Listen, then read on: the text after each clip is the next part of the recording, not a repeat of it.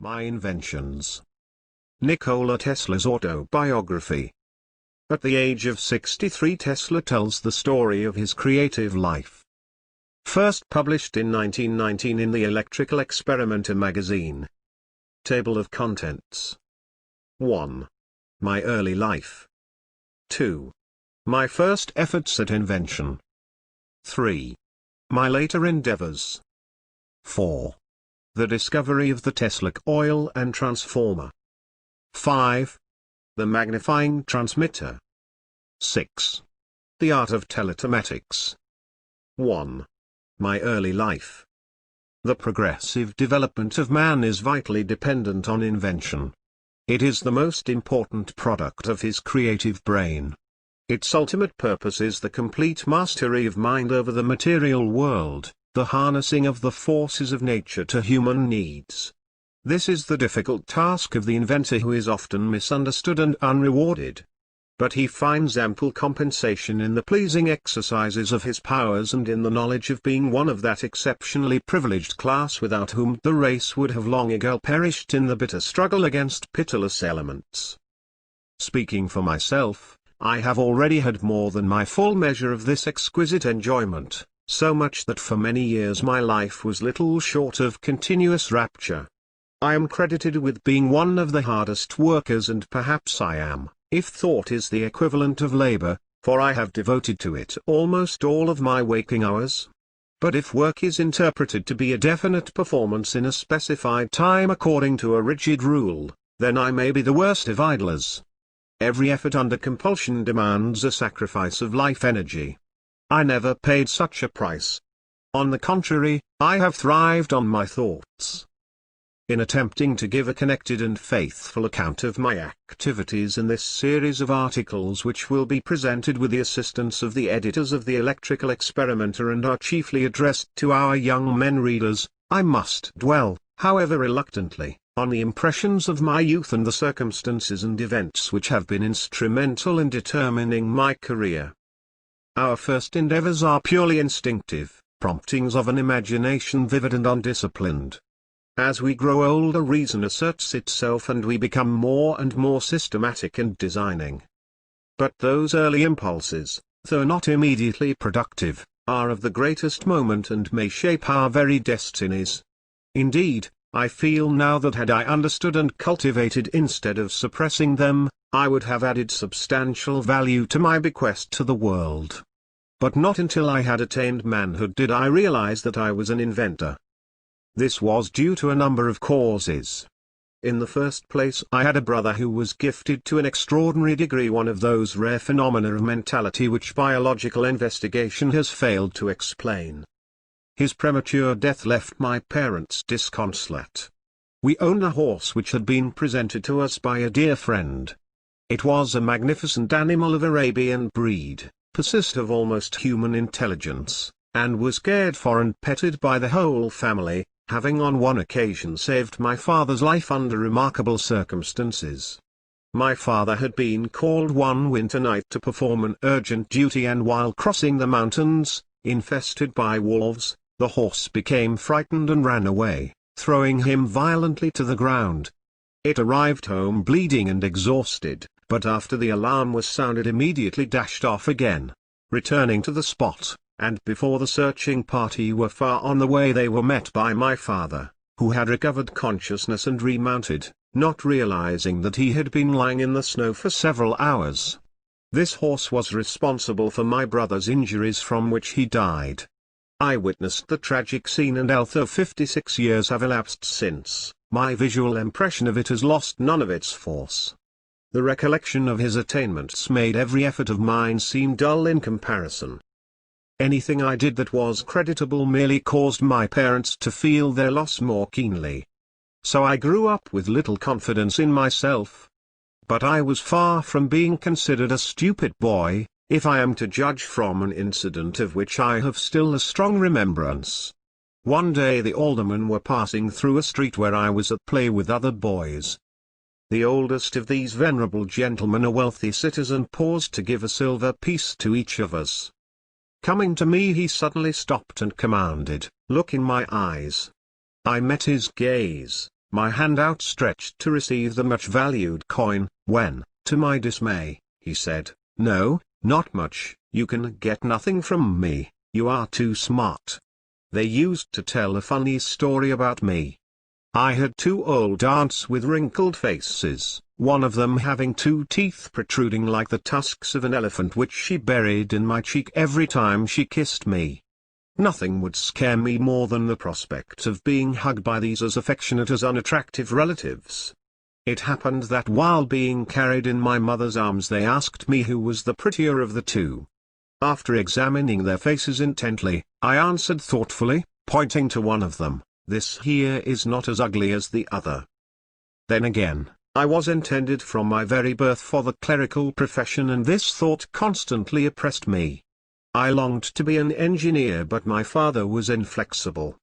He was the son of an officer who served in the army of the great Napoleon and, in common with his brother, professor of mathematics in a prominent institution, had received a military education but, singularly enough, later embraced the clergy, in which vocation he achieved eminence. He was a very erudite man, a veritable natural philosopher, poet and writer, and his sermons were said to be as eloquent as those of Abraham or Sancta Clara. He had a prodigious memory and frequently recited at length from works in several languages. He often remarked playfully that if some of the classics were lost he could restore them. His style of writing was much admired. He penned sentences short and terse and was full of wit and satire. The humorous remarks he made were always peculiar and characteristic. Just to illustrate, I may mention one or two instances. Among the help there was a cross-eyed man called Maine, employed to do work around the farm. He was chopping wood one day. As he swung the axe, my father, who stood nearby and felt very uncomfortable, cautioned him, "For God's sake, Maine, do not strike at what you are looking but at what you intend to hit." On another occasion he was taking out for a drive a friend who carelessly permitted his costly fur coat to rub on the carriage wheel. My father reminded him of it, saying, "Pull in your coat, you are ruining my tire."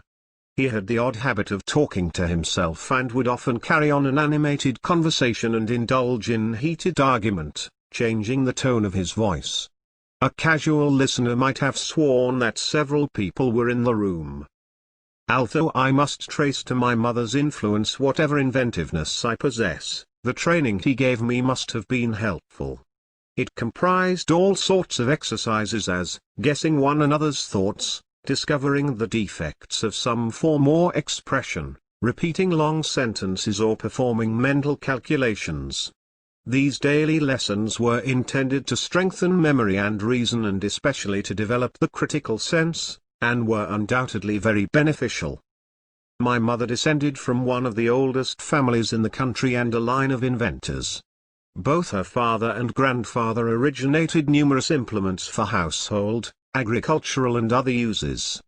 She was a truly great woman, of rare skill, courage and fortitude, who had braved the storms of life and passed through many a trying experience.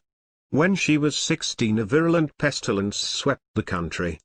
Her father was called away to administer the last sacraments to the dying, and during his absence she went alone to the assistance of a neighboring family who were stricken by the dread disease. All of the members, 5 in number, succumbed in rapid succession. She bathed, clothed and laid out the bodies, decorating them with flowers according to the custom of the country, and when her father returned he found everything ready for a Christian burial. My mother was an inventor of the first order and would, I believe, have achieved great things had she not been so remote from modern life and its multifold opportunities. She invented and constructed all kinds of tools and devices and wove the finest designs from thread which was spun by her. She even planted the seeds, raised the plants and separated the fibers herself. She worked indefatigably, from break of day till late at night, and most of the wearing apparel and furnishings of the home was the product of her hands. When she was past 60, her fingers were still nimble enough to tie 3 knots in an eyelash. There was another and still more important reason for my late awakening. In my boyhood I suffered from a peculiar affliction due to the appearance of images, often accompanied by strong flashes of light, which marred the sight of real objects and interfered with my thought and action. There were pictures of things and scenes which I had really seen, never of those I imagined.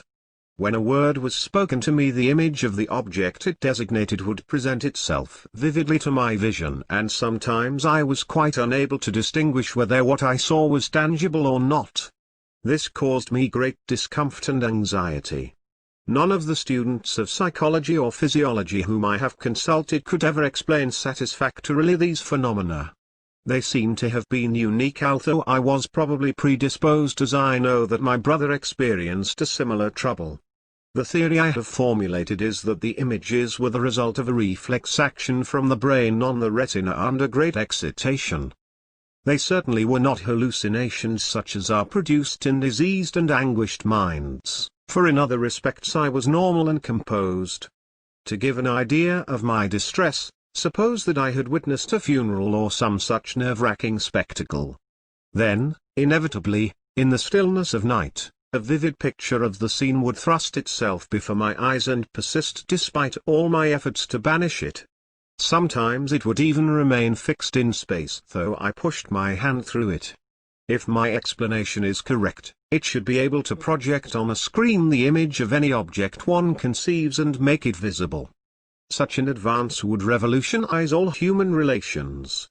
I am convinced that this wonder can and will be accomplished in time to come. I may add that I have devoted much thought to the solution of the problem. To free myself of these tormenting appearances, I tried to concentrate my mind on something else I had seen, and in this way I would have obtained temporary relief, but in order to get it I had to conjure continuously new images. It was not long before I found that I had exhausted all of those at my command. My reel had run out, as it were, because I had seen little of the world, only objects in my home and the immediate surroundings. As I performed these mental operations for the second or third time, in order to chase the appearances from my vision, the remedy gradually lost all its force. Then I instinctively commenced to make excursions beyond the limits of the small world of which I had knowledge, and I saw new scenes.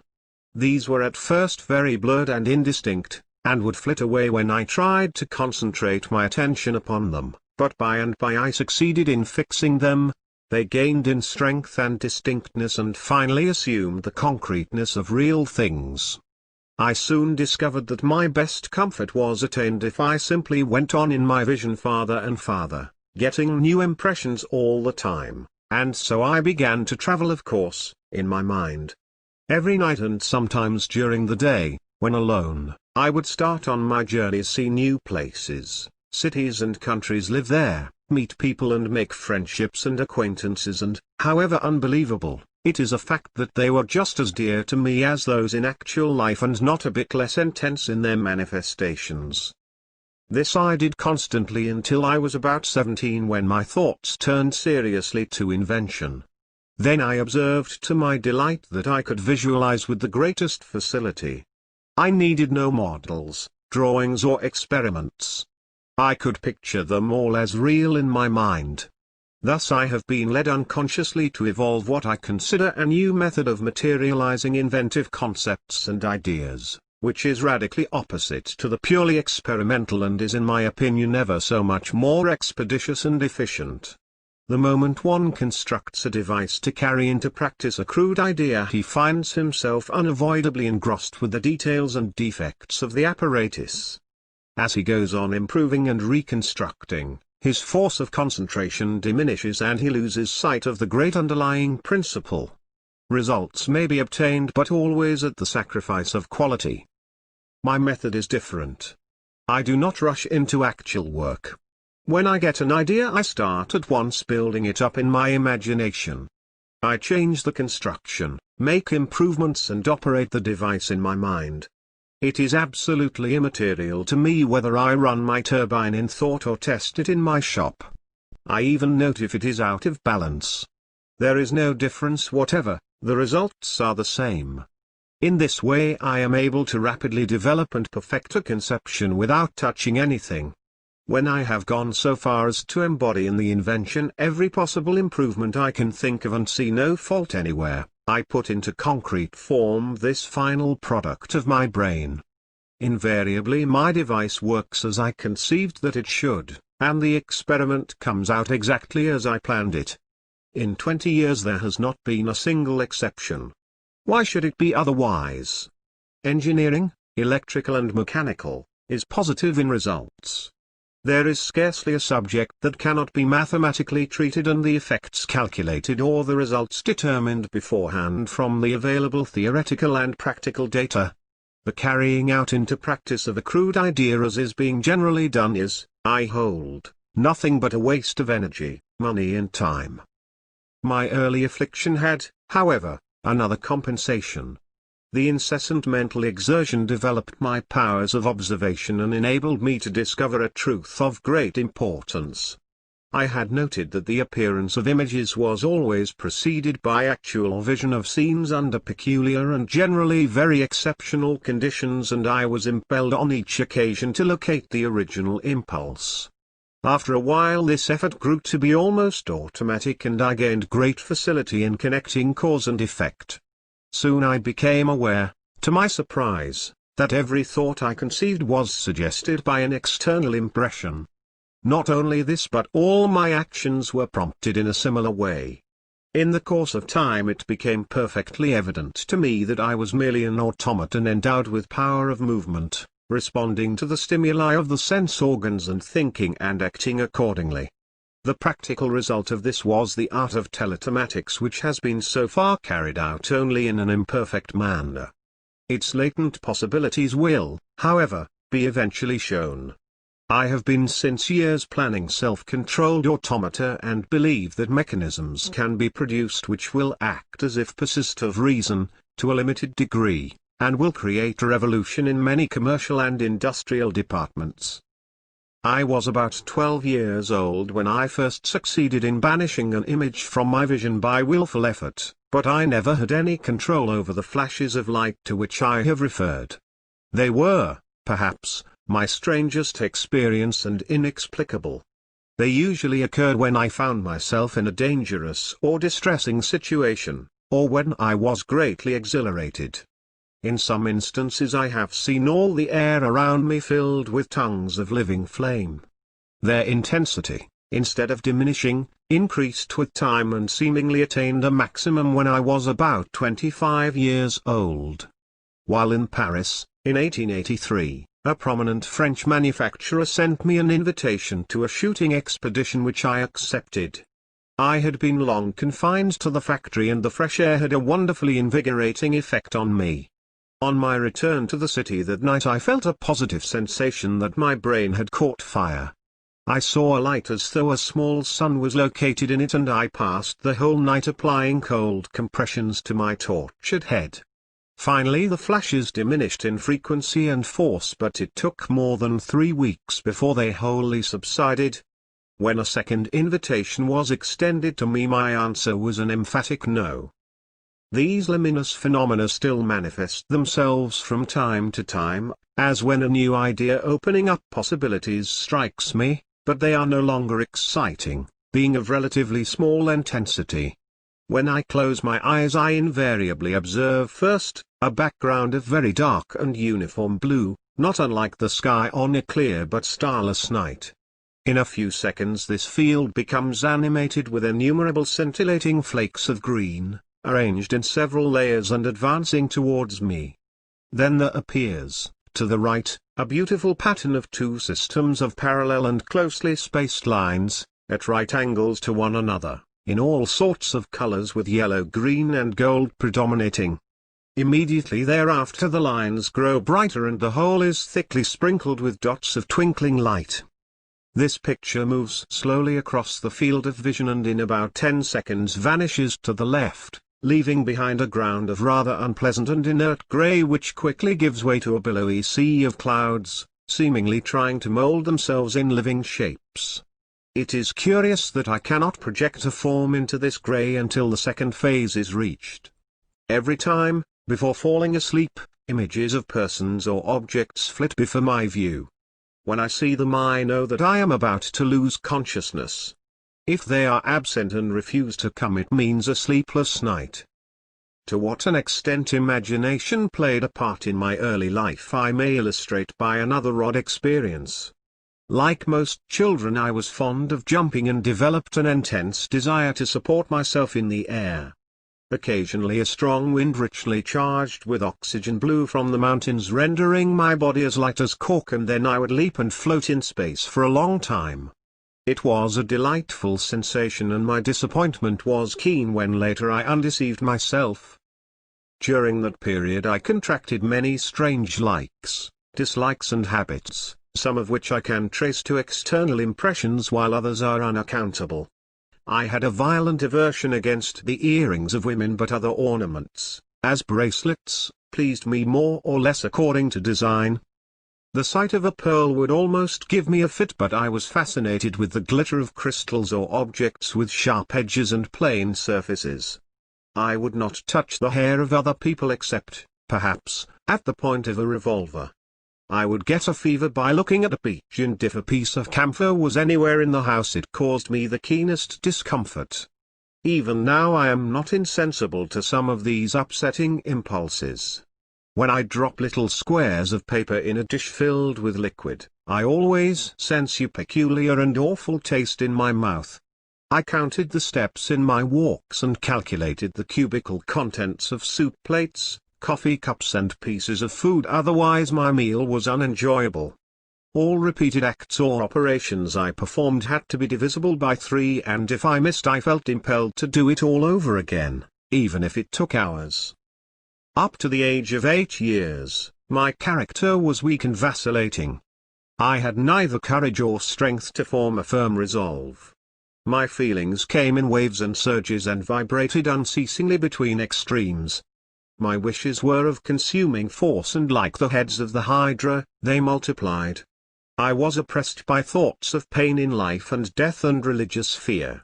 I was swayed by superstitious belief and lived in constant dread of the spirit of evil, of ghosts and ogres and other unholy monsters of the dark. Then, all at once, there came a tremendous change which altered the course of my whole existence. Of all things I liked books the best. My father had a large library, and whenever I could manage I tried to satisfy my passion for reading. He did not permit it, and would fly into a rage when he caught me in the act. He hid the candles when he found that I was reading in secret. He did not want me to spoil my eyes. But I obtained tallow, made the wicking and cast the sticks into tin forms, and every night I would push the keyhole and the cracks and read, often till dawn, when all others slept and my mother started on her arduous daily task. On one occasion I came across a novel entitled Autobiography, the Son of Abba, a Serbian translation of a well-known Hungarian writer, Josica. This work somehow awakened my dormant powers of will, and I began to practice self-control. At first my resolutions faded like snow in April, but in a little while I conquered my weakness and felt a pleasure I never knew before, that of doing as I willed. In the course of time this vigorous mental exercise became second nature. At the outset my wishes had to be subdued, but gradually desire and will grew to be identical. After years of such discipline I gained so complete a mastery over myself that I toyed with passions which have meant destruction to some of the strongest men. At a certain age I contracted a mania for gambling which greatly worried my parents. To sit down to a game of cards was for me the quintessence of pleasure. My father led an exemplary life and could not excuse the senseless waste of time and money in which I indulged. I had a strong resolve, but my philosophy was bad. I would say to him, I can stop whenever I please, but is it worthwhile to give up that which I would purchase with the joys of paradise? On frequent occasions he gave vent to his anger and contempt, but my mother was different. She understood the character of men and knew that one's salvation could only be brought about through his own efforts. One afternoon, I remember, when I had lost all my money and was craving for a game, she came to me with a roll of bills and said, "Go and enjoy yourself. The sooner you lose all we possess the better it will be. I know that you will get over it." She was right. I conquered my passion then and there and only regretted that it had not been 100 times as strong. I not only vanquished but tore it from my heart so as not to leave even a trace of desire. Ever since that time I have been as indifferent to any form of gambling as to picking teeth. During another period I smoked excessively, threatening to ruin my health. Then my will asserted itself and I not only stopped but destroyed all inclination. Long ago I suffered from heart trouble until I discovered that it was due to the innocent cup of coffee I consumed every morning. I discontinued at once, though I confess it was not an easy task. In this way I checked and bridled other habits and passions and have not only preserved my life but derived an immense amount of satisfaction from what most men would consider privation and sacrifice. After finishing the studies at the Polytechnic Institute and University I had a complete nervous breakdown, and while the malady lasted I observed many phenomena strange and unbelievable. 2. My first efforts at invention. I shall dwell briefly on these extraordinary experiences, on account of their possible interest to students of psychology and physiology, and also because this period of agony was of the greatest consequence on my mental development and subsequent labors. But it is indispensable to first relate the circumstances and conditions which preceded them and in which might be found their partial explanation. From childhood I was compelled to concentrate attention upon myself. This caused me much suffering, but, to my present view, it was a blessing in disguise, for it has taught me to appreciate the inestimable value of introspection in the preservation of life, as well as a means of achievement. The pressure of occupation and the incessant stream of impressions pouring into our consciousness through all the gateways of knowledge make modern existence hazardous in many ways. Most persons are so absorbed in the contemplation of the outside world that they are wholly oblivious to what is passing on within themselves. The premature death of millions is primarily traceable to this cause. Even among those who exercise care it is a common mistake to avoid imaginary, and ignore the real dangers. And what is true of an individual also applies, more or less, to a people as a whole. Witness, in illustration, the prohibition movement. A drastic, if not unconstitutional, measure is now being put through in this country to prevent the consumption of alcohol, and yet it is a positive fact that coffee, tea, tobacco, chewing gum and other stimulants, which are freely indulged in even at the tender age, are vastly more injurious to the national body, judging from the number of those who succumb. So, for instance, during my student years I gathered from the published necrologues in Vienna, the home of coffee drinkers, that deaths from heart trouble sometimes reached 67% of the total. Similar observations might probably be made in cities where the consumption of tea is excessive. These delicious beverages superexcite and gradually exhaust the fine fibers of the brain. They also interfere seriously with arterial circulation and should be enjoyed all the more sparingly as their deleterious effects are slow and imperceptible. Tobacco, on the other hand, is conducive to easy and pleasant thinking and detracts from the intensity and concentration necessary to all original and vigorous effort of the intellect. Chewing gum is helpful for a short while but soon drains the glandular system and inflicts irreparable damage, not to speak of the revulsion it creates. Alcohol in small quantities is an excellent tonic, but is toxic in its action when absorbed in larger amounts, quite immaterial as to whether it is taken in as whiskey or produced in the stomach from sugar.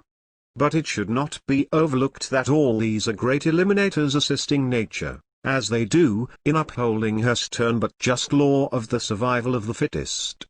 Eager reformers should also be mindful of the eternal perversity of mankind, which makes the indifferent laissez-faire by far preferable to enforced restraint.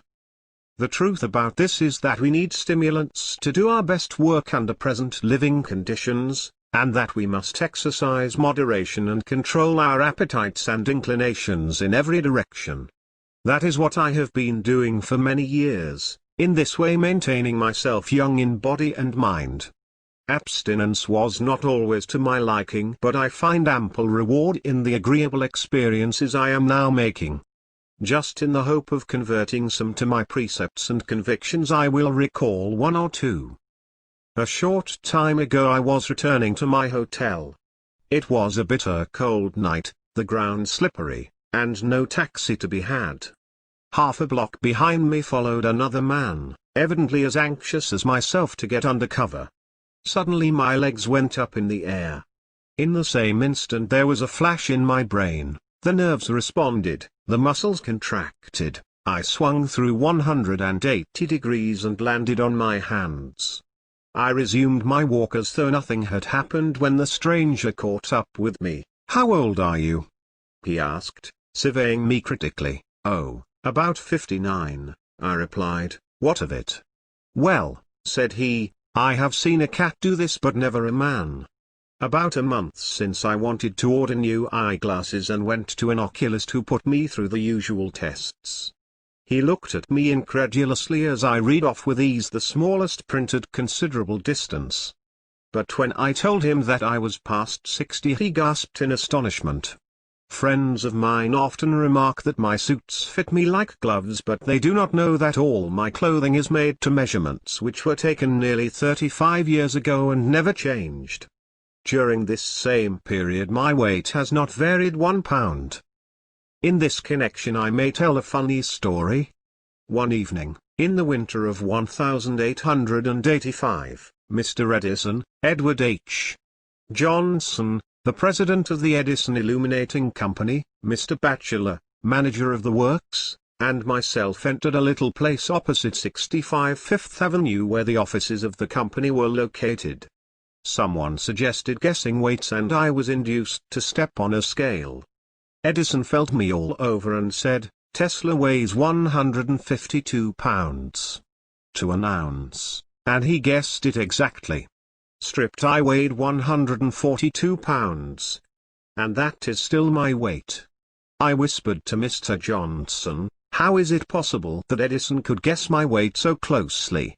"Well," he said, lowering his voice, "I will tell you, confidentially, but you must not say anything. He was employed for a long time in a Chicago slaughterhouse where he weighed thousands of hogs every day. That's why. My friend, the Honorable Chauncey M. Depew, tells of an Englishman on whom he sprung one of his original anecdotes and who listened with a puzzled expression but, a year later, laughed out loud. I will frankly confess it took me longer than that to appreciate Johnson's joke. Now, my well-being is simply the result of a careful and measured mode of living, and perhaps the most astonishing thing is that 3 times in my youth I was rendered by illness a helpless physical wreck and given up by physicians. More than this, through ignorance and light-heartedness, I got into all sorts of difficulties, dangers and scrapes from which I extricated myself as by enchantment. I was almost drowned a dozen times, was nearly boiled alive and just missed being cremated. I was entombed, lost and frozen. I had hairbreadth escapes from mad dogs, hogs, and other wild animals. I passed through dreadful diseases and met with all kinds of odd mishaps, and that I am hale and hearty today seems like a miracle. But as I recall these incidents to my mind I feel convinced that my preservation was not altogether accidental. An inventor's endeavor is essentially life-saving. Whether he harnesses forces, improves devices, or provides new comforts and conveniences, he is adding to the safety of our existence. He is also better qualified than the average individual to protect himself in peril, for he is observant and resourceful. If I had no other evidence that I was, in a measure, possessed of such qualities, I would find it in these personal experiences. The reader will be able to judge for himself if I mention 1 or 2 instances. On one occasion, when about 14 years old, I wanted to scare some friends who were bathing with me. My plan was to dive under a long floating structure and slip out quietly at the other end. Swimming and diving came to me as naturally as to a duck, and I was confident that I could perform the feat. Accordingly I plunged into the water and, when out of view, turned around and proceeded rapidly towards the opposite side. Thinking that I was safely beyond the structure, I rose to the surface but to my dismay struck a beam. Of course, I quickly dived and forged ahead with rapid strokes until my breath was beginning to give out. Rising for the second time, my head came again in contact with a beam. Now I was becoming desperate. However, summoning all my energy, I made a third frantic attempt but the result was the same. The torture of suppressed breathing was getting unendurable, my brain was reeling and I felt myself sinking. At that moment, when my situation seemed absolutely hopeless, I experienced one of those flashes of light and the structure above me appeared before my vision. I either discerned or guessed that there was a little space between the surface of the water and the boards resting on the beams and, with consciousness nearly gone, I floated up, pressed my mouth close to the planks and managed to inhale a little air, unfortunately mingled with a spray of water which nearly choked me. Several times I repeated this procedure as in a dream until my heart, which was racing at a terrible rate, quieted down and I gained composure. After that I made a number of unsuccessful dives, having completely lost the sense of direction, but finally succeeded in getting out of the trap when my friends had already given me up and were fishing for my body. That bathing season was spoiled for me through recklessness, but I soon forgot the lesson and only 2 years later I fell into a worse predicament. There was a large flour mill with a dam across the river near the city where I was studying at the time. As a rule the height of the water was only 2 or 3 inches above the dam and to swim out to it was a sport not very dangerous in which I often indulged. One day I went alone to the river to enjoy myself as usual. When I was a short distance from the masonry, however, I was horrified to observe that the water had risen and was carrying me along swiftly. I tried to get away but it was too late. Luckily, though, I saved myself from being swept over by taking hold of the wall with both hands. The pressure against my chest was great and I was barely able to keep my head above the surface. Not a soul was in sight and my voice was lost in the roar of the fall. Slowly and gradually I became exhausted and unable to withstand the strain longer. Just as I was about to let go, to be dashed against the rocks below, I saw in a flash of light a familiar diagram illustrating the hydraulic principle that the pressure of a fluid in motion is proportionate to the area exposed, and automatically I turned on my left side. As if by magic the pressure was reduced and I found it comparatively easy in that position to resist the force of the stream. But the danger still confronted me. I knew that sooner or later I would be carried down, as it was not possible for any help to reach me in time, even if I attracted attention. I am ambidextrous now but then I was left-handed and had comparatively little strength in my right arm. For this reason I did not dare to turn on the other side to rest and nothing remained but to slowly push my body along the dam. I had to get away from the mill towards which my face was turned as the current there was much swifter and deeper. It was a long and painful ordeal and I came near to failing at its very end for I was confronted with a depression in the masonry. I managed to get over with the last ounce of my force and fell in a swoon when I reached the bank, where I was found. I had torn virtually all the skin from my left side and it took several weeks before the fever subsided and I was well. These are only 2 of many instances but they may be sufficient to show that had it not been for the inventor's instinct I would not have lived to tell this tale. Interested people have often asked me how and when I began to invent. This I can only answer from my present recollection, in the light of which the first attempt I recall was rather ambitious, for it involved the invention of an apparatus and a method. In the former I was anticipated but the latter was original. It happened in this way. One of my playmates had come into the possession of a hook and fishing tackle which created quite an excitement in the village, and the next morning all started out to catch frogs. I was left alone and deserted owing to a quarrel with this boy. I had never seen a real hook and pictured it as something wonderful, endowed with peculiar qualities, and was despairing not to be one of the party. Urged by necessity, I somehow got hold of a piece of soft iron wire, hammered the end to a sharp point between 2 stones, bent it into shape, and fastened it to a strong string. I then cut a rod, gathered some bait, and went down to the brook where there were frogs in abundance.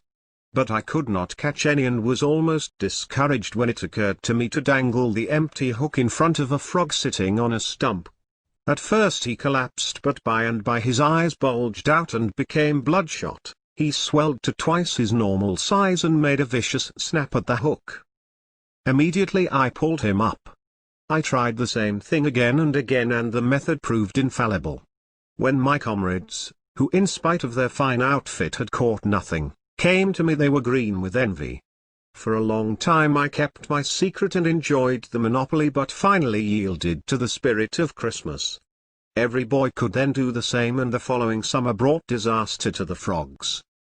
In my next attempt I seem to have acted under the first instinctive impulse which later dominated me, to harness the energies of nature to the service of man.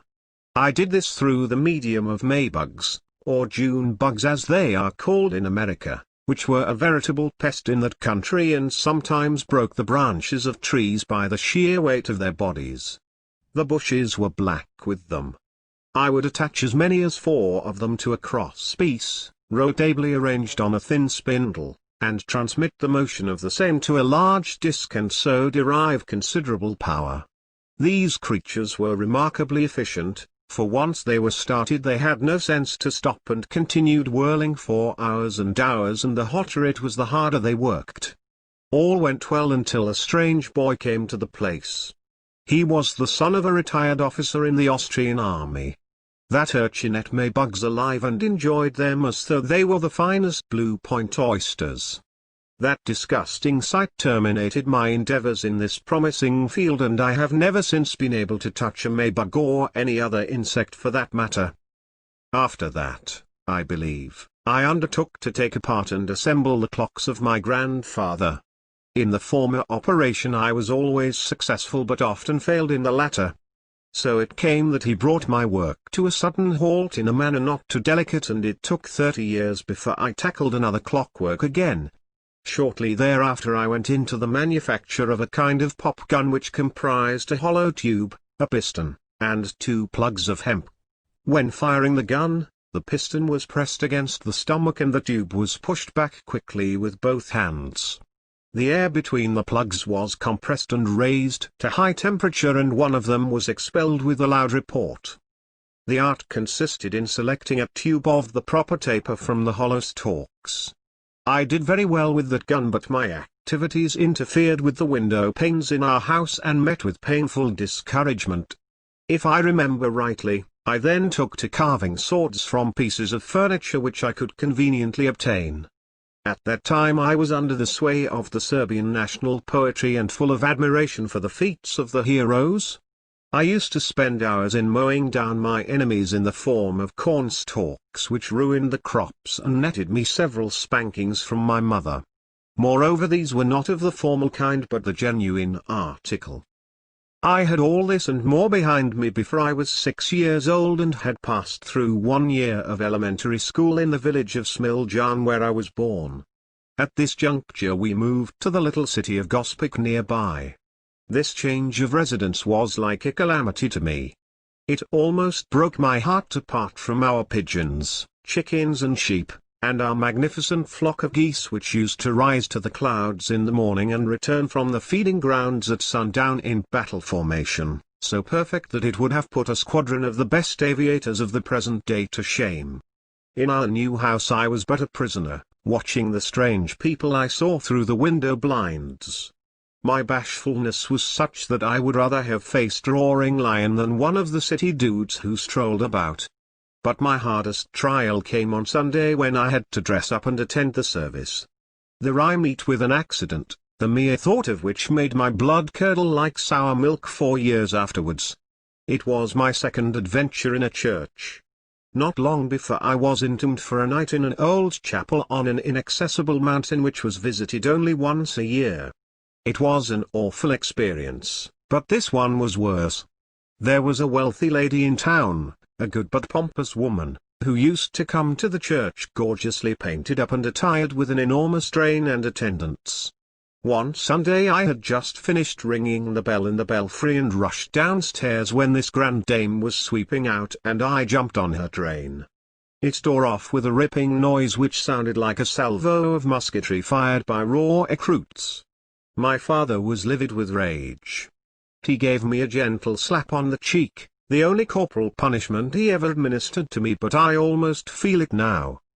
The embarrassment and confusion that followed are indescribable. I was practically ostracized until something else happened which redeemed me in the estimation of the community. An enterprising young merchant had organized a fire department. A new fire engine was purchased, uniforms provided, and the men drilled for service and parade. The engine was, in reality, a pump to be worked by 16 men and was beautifully painted red and black. One afternoon the official trial was prepared for and the machine was transported to the river. The entire population turned out to witness the great spectacle.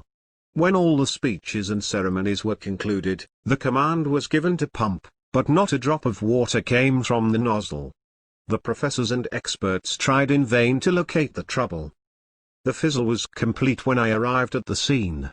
My knowledge of the mechanism was nil and I knew next to nothing of air pressure, but instinctively I felt for the suction hose in the water and found that it had collapsed. When I waded in the river and opened it up, the water rushed forth and not a few Sunday clothes were spoiled. Archimedes running naked through the streets of Syracuse and shouting Eureka at the top of his voice did not make a greater impression than myself. I was carried on the shoulders and was the hero of the day. Upon settling in the city I began a 4-year course in the so-called normal school preparatory to my studies at the college or real gymnasium. During this period my boyish efforts and exploits, as well as troubles, continued. Among other things I attained the unique distinction of champion crow catcher in the country. My method of procedure was extremely simple. I would go in the forest, hide in the bushes, and imitate the call of the bird. Usually I would get several answers and in a short while a crow would flutter down into the shrubbery near me. After that all I needed to do was to throw a piece of cardboard to distract its attention, jump up and grab it before it could extricate itself from the undergrowth. In this way I would capture as many as I desired. But on one occasion something occurred which made me respect them. I had caught a fine pair of birds and was returning home with a friend. When we left the forest, thousands of crows had gathered making a frightful racket. In a few minutes they rose in pursuit and soon enveloped us. The fun lasted until all of a sudden I received a blow on the back of my head which knocked me down. Then they attacked me viciously. I was compelled to release the 2 birds and was glad to join my friend who had taken refuge in a cave. In the schoolroom there were a few mechanical models which interested me and turned my attention to water turbines. I constructed many of these and found great pleasure in operating them. How extraordinary was my life an incident may illustrate. My uncle had no use for this kind of pastime and more than once rebuked me. I was fascinated by a description of Niagara Falls I had perused, and pictured in my imagination a big wheel run by the falls. I told my uncle that I would go to America and carry out this scheme. 30 years later I saw my ideas carried out at Niagara and marveled at the unfathomable mystery of the mind. I made all kinds of other contrivances and contraptions, but among these the arbalists I produced were the best. My arrows, when shot, disappeared from sight and at close range traversed a plank of pine 1 inch thick. Through the continuous tightening of the boughs I developed skin on my stomach very much like that of a crocodile, and I am often wondering whether it is due to this exercise that I am able even now to digest cobblestones. Nor can I pass in silence my performances with the sling which would have enabled me to give a stunning exhibit at the Hippodrome. And now I will tell of one of my feats with this antique implement of war which will strain to the utmost the credulity of the reader. I was practicing while walking with my uncle along the river. The sun was setting, the trout were playful, and from time to time one would shoot up into the air, its glistening body sharply defined against a projecting rock beyond. Of course any boy might have hit a fish under these propitious conditions, but I undertook a much more difficult task, and I foretold to my uncle, to the minutest detail, what I intended doing. I was to hurl a stone to meet the fish, press its body against the rock, and cut it in two. It was no sooner said than done. My uncle looked at me almost scared out of his wits and exclaimed, "Vad retro satanas," and it was a few days before he spoke to me again. Other records, however great, will be eclipsed, but I feel that I could peacefully rest on my laurels for 1,000 years. 3. My later endeavors. The discovery of the rotating magnetic field. At the age of 10 I entered the real gymnasium, which was a new and fairly well-equipped institution. In the department of physics were various models of classical scientific apparatus, electrical and mechanical. The demonstrations and experiments performed from time to time by the instructors fascinated me and were undoubtedly a powerful incentive to invention. I was also passionately fond of mathematical studies and often won the professor's praise for rapid calculation. This was due to my acquired facility of visualizing the figures and performing the operations, not in the usual intuitive manner, but as in actual life. Up to a certain degree of complexity it was absolutely the same to me whether I wrote the symbols on the board or conjured them before my mental vision. But freehand drawing, to which many hours of the course were devoted, was an annoyance I could not endure. This was rather remarkable, as most of the members of the family excelled in it. Perhaps my aversion was simply due to the predilection I found in undisturbed thought. Had it not been for a few exceptionally stupid boys, who could not do anything at all, my record would have been the worst. It was a serious handicap, as under the then existing educational regime, drawing being obligatory, this deficiency threatened to spoil my whole career, and my father had considerable trouble in railroading me from one class to another. In the second year at that institution I became obsessed with the idea of producing continuous motion through steady air pressure. The pump incident, of which I have told, had set afire my youthful imagination and impressed me with the boundless abilities of a vacuum. I grew frantic in my desire to harness this inexhaustible energy, but for a long time I was groping in the dark. Finally, however, my endeavors crystallized in an invention which was to enable me to achieve what no other mortal ever attempted. Imagine a cylinder freely rotatable on two bearings and partly surrounded by a rectangular trough which fits it perfectly. The open side of the trough is closed by a partition so that the cylindrical segment within the enclosure divides the latter into two compartments entirely separated from each other by airtight sliding joints. One of these compartments being sealed and once for all exhausted, the other remaining open, a perpetual rotation of the cylinder would result. At least, I thought so. A wooden model was constructed and fitted with infinite care, and when I applied the pump on one side and actually observed that there was a tendency to turning, I was delirious with joy. Mechanical flight was the one thing I wanted to accomplish, although still under the discouraging recollection of a bad fall I sustained by jumping with an umbrella from the top of a building. Every day I used to transport myself through the air to distant regions, but could not understand just how I managed to do it. Now I had something concrete, a flying machine with nothing more than a rotating shaft, flapping wings, and a vacuum of unlimited power. From that time on I made my daily aerial excursions in a vehicle of comfort and luxury as might have befitted King Solomon. It took years before I understood that the atmospheric pressure acted at right angles to the surface of the cylinder, and that the slight rotary effort I observed was due to a leak.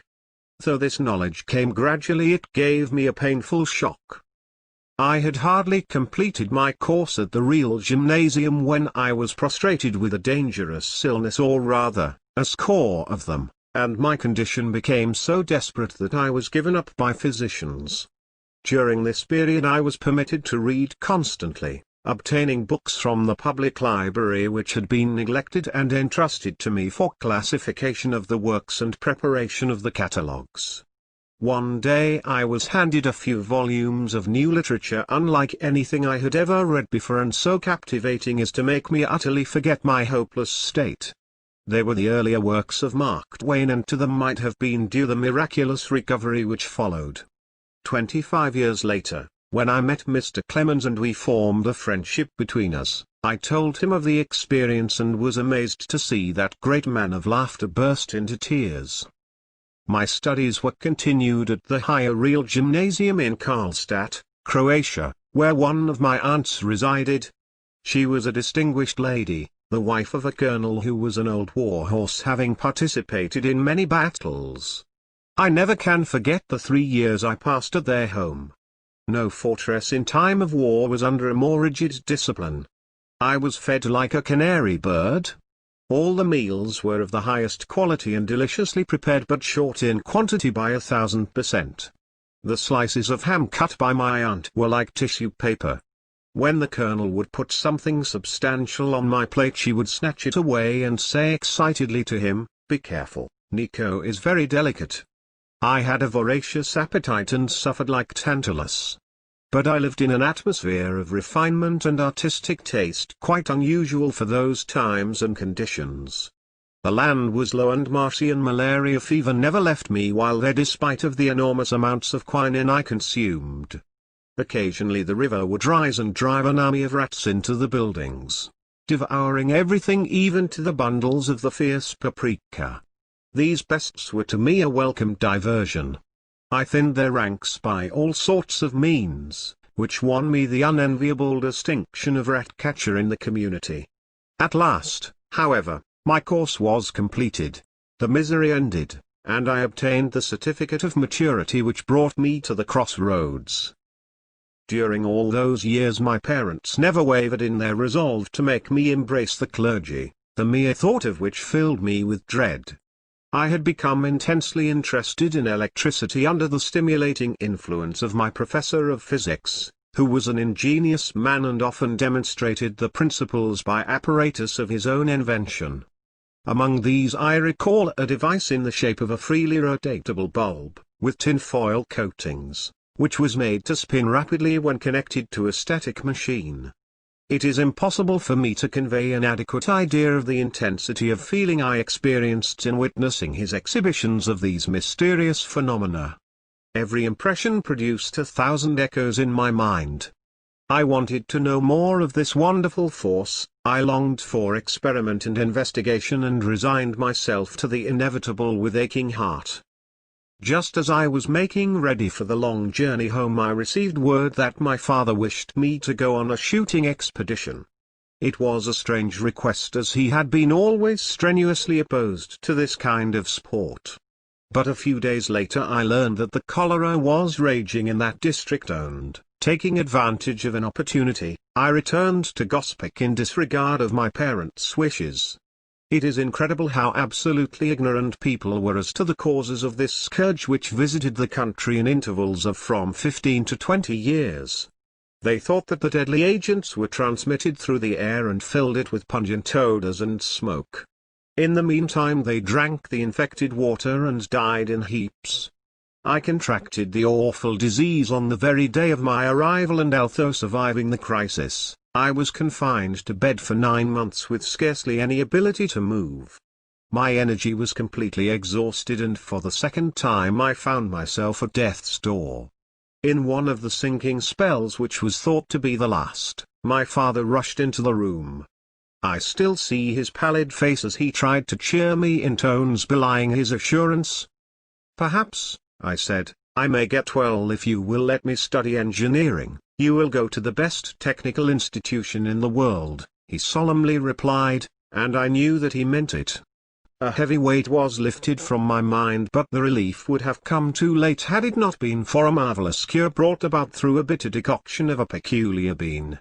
I came to life like another Lazarus, to the utter amazement of everybody. My father insisted that I spend a year in healthful physical outdoor exercises, to which I reluctantly consented. For most of this term I roamed in the mountains, loaded with a hunter's outfit and a bundle of books, and this contact with nature made me stronger in body as well as in mind. I thought and planned, and conceived many ideas, almost as a rule delusive. The vision was clear enough, but the knowledge of principles was very limited. In one of my inventions I proposed to convey letters and packages across the seas, through a submarine tube, in spherical containers of sufficient strength to resist the hydraulic pressure. The pumping plant, intended to force the water through the tube, was accurately figured and designed and all other particulars carefully worked out. Only one trifling detail, of no consequence, was lightly dismissed. I assumed an arbitrary velocity of the water and, what is more, took pleasure in making it high, thus arriving at a stupendous performance supported by faultless calculations. Subsequent reflections, however, on the resistance of pipes to fluid flow determined me to make this invention public property. Another one of my projects was to construct a ring around the equator which would, of course, float freely and could be arrested in its spinning motion by reactionary forces, thus enabling travel at a rate of about 1,000 miles an hour, impracticable by rail. The reader will smile. The plan was difficult of execution, I will admit, but not nearly so bad as that of a well-known New York professor, who wanted to pump the air from the torrid to the temperate zones, entirely forgetful of the fact that the Lord had provided a gigantic machine for this very purpose. Still another scheme, far more important and attractive, was to derive power from the rotational energy of terrestrial bodies. I had discovered that objects on the Earth's surface, owing to the diurnal rotation of the globe, are carried by the same alternately in and against the direction of translatory movement. From this results a great change in momentum which could be utilized in the simplest imaginable manner to furnish motive effort in any habitable region of the world. I cannot find words to describe my disappointment when later I realized that I was in the predicament of Archimedes, who vainly sought for a fixed point in the universe.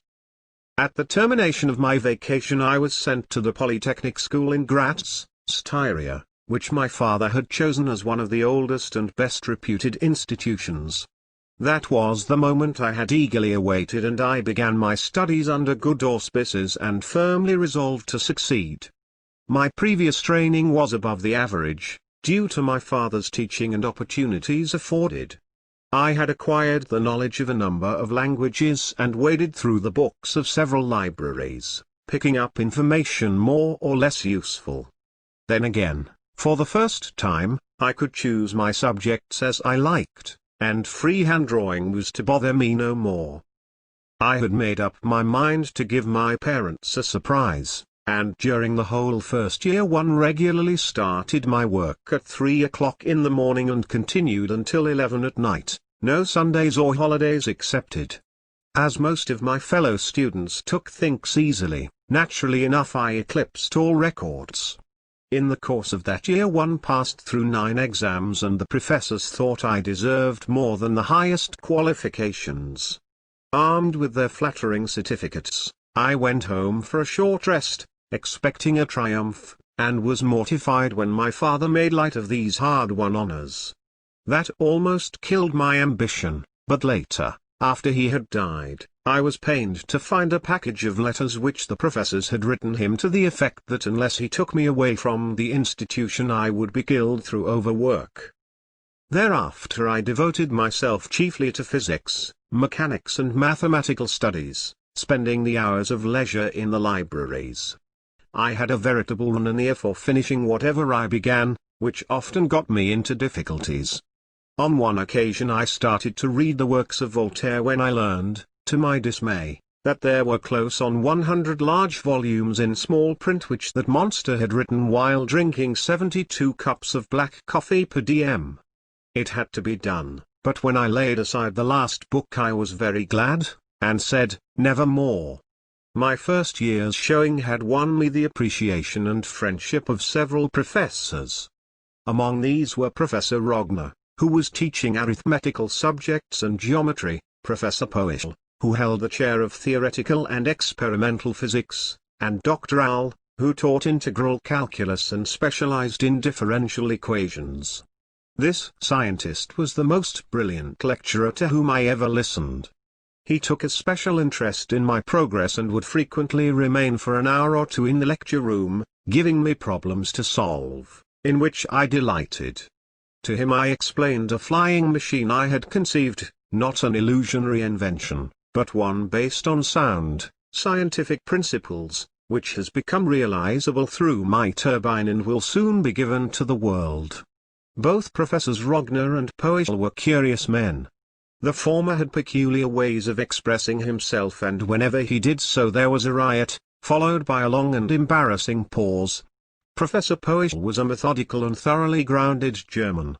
He had enormous feet and hands like the paws of a bear, but all of his experiments were skillfully performed with lock-like precision and without a miss. It was in the second year of my studies that we received a grand dynamo from Paris, having the horseshoe form of a laminated field magnet, and a wire-wound armature with a commutator. It was connected up and various effects of the currents were shown. While Professor Poeschl was making demonstrations, running the machine as a motor, the brushes gave trouble, sparking badly, and I observed that it might be possible to operate a motor without these appliances. But he declared that it could not be done and did me the honor of delivering a lecture on the subject, at the conclusion of which he remarked, "Mr. Tesla may accomplish great things, but he certainly never will do this. It would be equivalent to converting a steadily pulling force, like that of gravity, into a rotary effort. It is a perpetual motion scheme, an impossible idea." But instinct is something which transcends knowledge.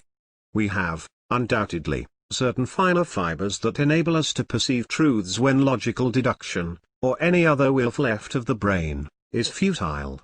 For a time I wavered, impressed by the professor's authority, but soon became convinced I was right and undertook the task with all the fire and boundless confidence of youth. I started by first picturing in my mind a direct current machine, running it and following the changing flow of the currents in the armature. Then I would imagine an alternator and investigate the processes taking place in a similar manner. Next I would visualize systems comprising motors and generators and operate them in various ways. The images I saw were to me perfectly real and tangible. All my remaining term in Graz was passed in intense but fruitless efforts of this kind, and I almost came to the conclusion that the problem was insolvable. In 1880 I went to Prague, Bohemia, carrying out my father's wish to complete my education at the university there.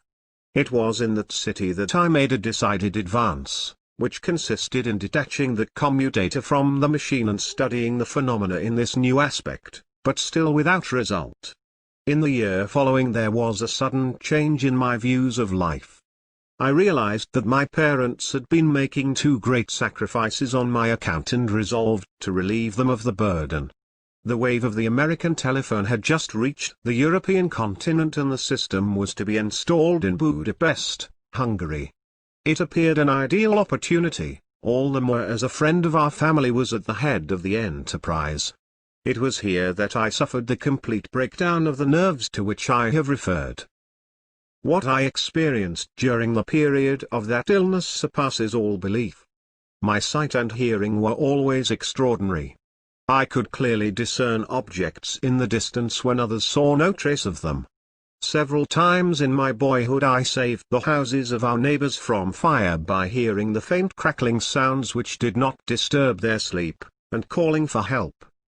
In 1899, when I was past 40 and carrying on my experiments in Colorado, I could hear very distinctly thunderclaps at a distance of 550 miles. The limit of audition for my young assistants was scarcely more than 150 miles. My ear was thus over 13 times more sensitive. Yet at the time I was, so to speak, stone deaf in comparison with the acuteness of my hearing while under the nervous strain.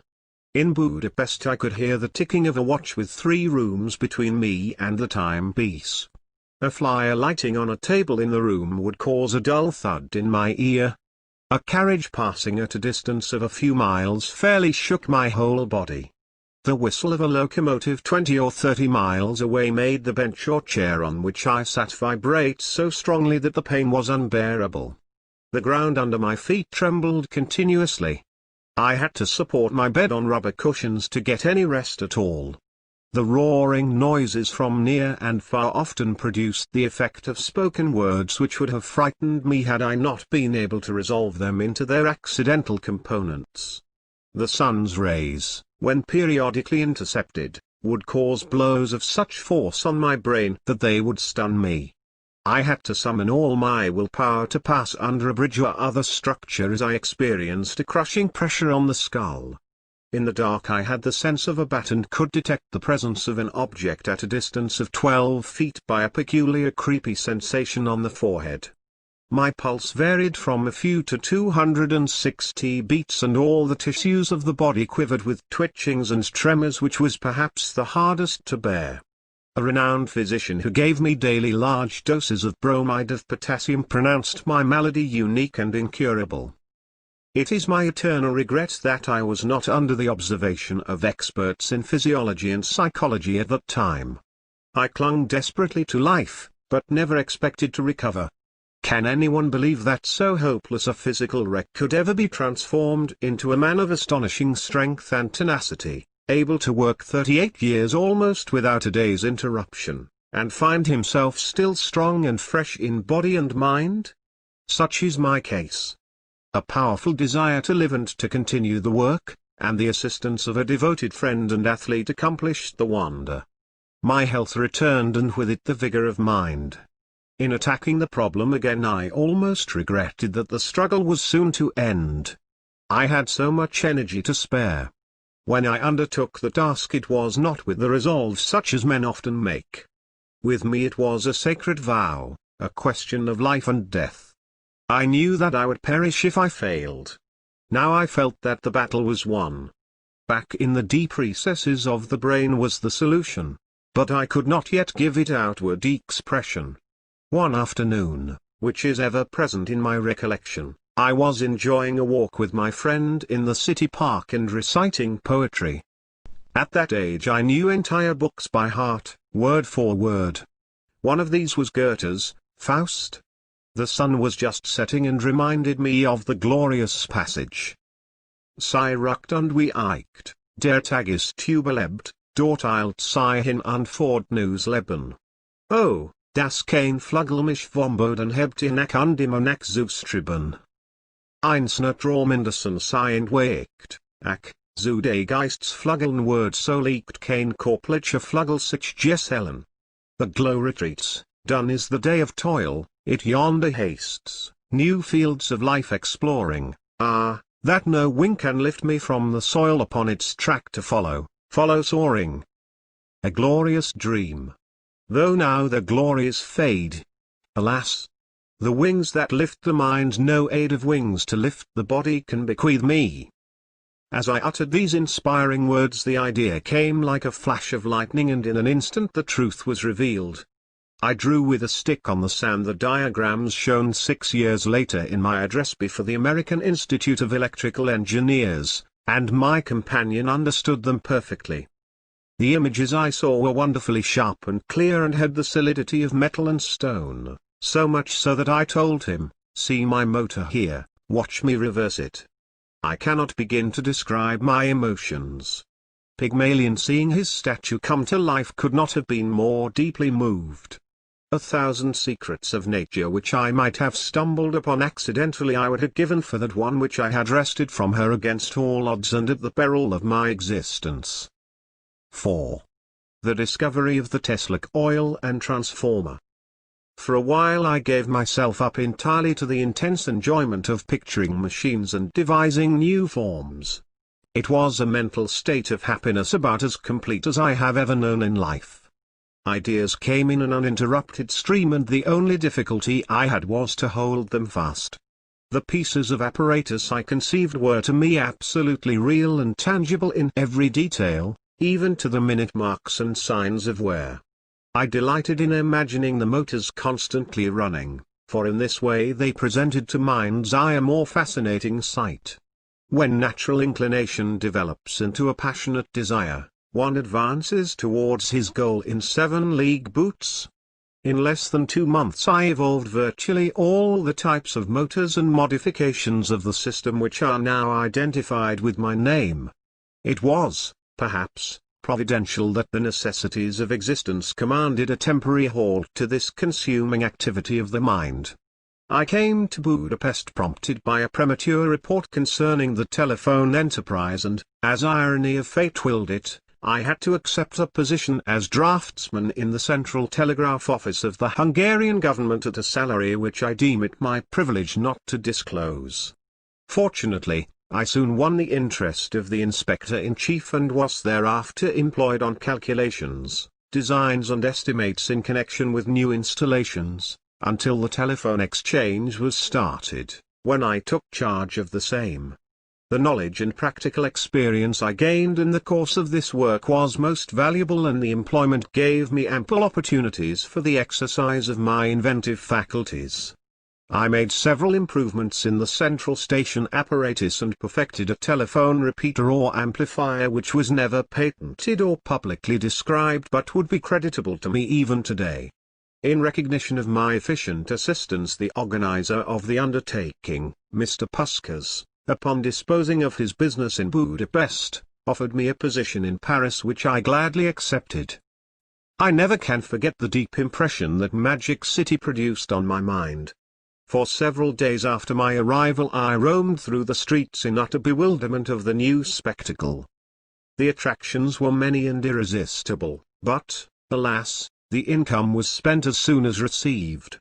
When Mr. Puskas asked me how I was getting along in the new sphere, I described the situation accurately in the statement that, the last 29 days of the month are the toughest. I led a rather strenuous life in what would now be termed, Roosevelt fashion.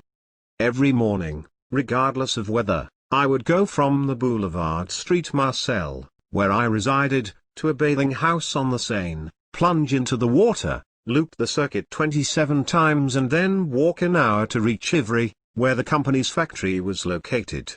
There I would have a woodchopper's breakfast at 7:30 o'clock and then eagerly await the lunch hour, in the meanwhile cracking hard nuts for the manager of the works, Mr. Charles Batchelor, who was an intimate friend and assistant of Edison.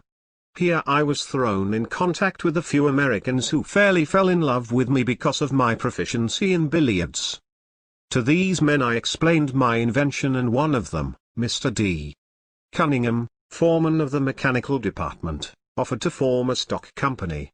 The proposal seemed to me comical in the extreme. I did not have the faintest conception of what that meant except that it was an American way of doing things. Nothing came of it, however, and during the next few months I had to travel from one to another place in France and Germany to cure the ills of the power plants. On my return to Paris I submitted to one of the administrators of the company, Mr. Rao, a plan for improving their dynamos and was given an opportunity. My success was complete and the delighted directors accorded me the privilege of developing automatic regulators which were much desired. Shortly after there was some trouble with the lighting plant which had been installed at the new railroad station in Strasbourg, Alsace. The wiring was defective and on the occasion of the opening ceremonies a large part of a wall was blown out through a short circuit right in the presence of old Emperor William I. The German government refused to take the plant and the French company was facing a serious loss. On account of my knowledge of the German language and past experience, I was entrusted with the difficult task of straightening out matters, and early in 1883 I went to Strasbourg on that mission. Some of the incidents in that city have left an indelible record on my memory.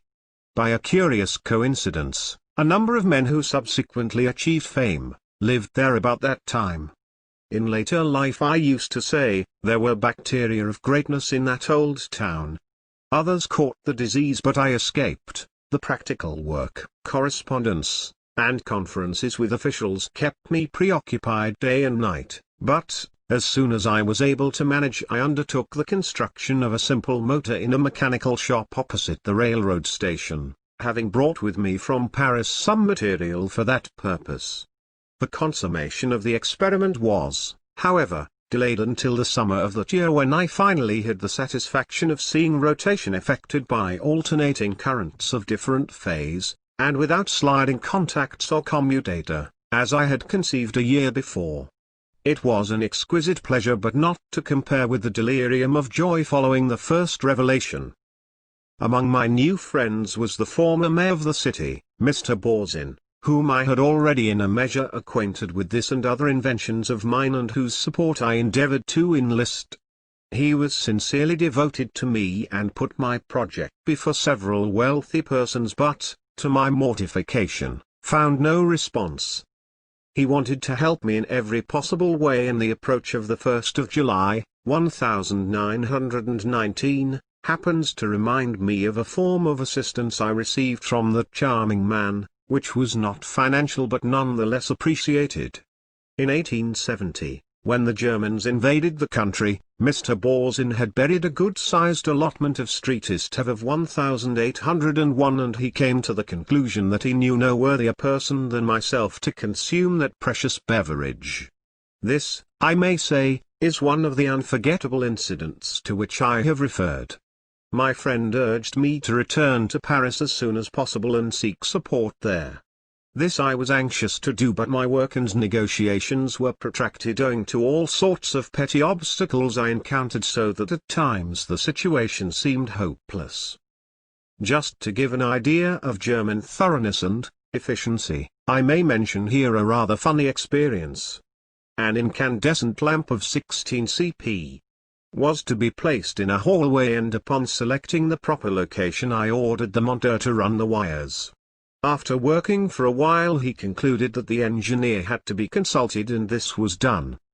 The latter made several objections, but ultimately agreed that the lamp should be placed 2 inches from the spot I had assigned, whereupon the work proceeded. Then the engineer became worried and told me that Inspector of Deck should be notified. That important person called, investigated, debated, and decided that the lamp should be shifted back 2 inches, which was the place I had marked.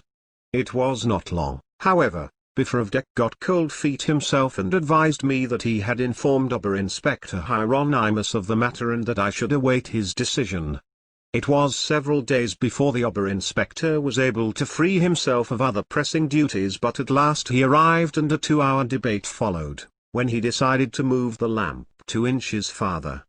My hopes that this was the final act were shattered when the Ober-Inspector returned and said to me, "Regierungsratfunk is so particular that I would not dare to give an order for placing this lamp without his explicit approval." Accordingly, arrangements for a visit from that great man were made. We started cleaning up and polishing early in the morning. Everybody brushed up, I put on my gloves, and when Funk came with his retinue he was ceremoniously received. After 2 hours' deliberation he suddenly exclaimed, "I must be going," and pointing to a place on the ceiling, he ordered me to put the lamp there. It was the exact spot which I had originally chosen, so it went day after day with variations, but I was determined to achieve at whatever cost, and in the end my efforts were rewarded. By the spring of 1884 all the differences were adjusted, the plant formally accepted, and I returned to Paris with pleasing anticipations. One of the administrators had promised me a liberal compensation in case I succeeded, as well as a fair consideration of the improvements I had made in their dynamos, and I hoped to realize a substantial sum. There were 3 administrators whom I shall designate as A, B and C for convenience. When I called on A, he told me that B had the say. This gentleman thought that only C could decide, and the latter was quite sure that A alone had the power to act. After several laps of this circulus vivos it dawned upon me that my reward was a castle in Spain. The utter failure of my attempts to raise capital for development was another disappointment, and when Mr. Batchelor pressed me to go to America with a view of redesigning the Edison machines, I determined to try my fortunes in the land of golden promise. But the chance was nearly missed. I liquefied my modest assets, secured accommodations, and found myself at the railroad station as the train was pulling out. At that moment I discovered that my money and tickets were gone. What to do was the question. Hercules had plenty of time to deliberate, but I had to decide while running alongside the train with opposite feelings surging in my brain like condenser oscillations.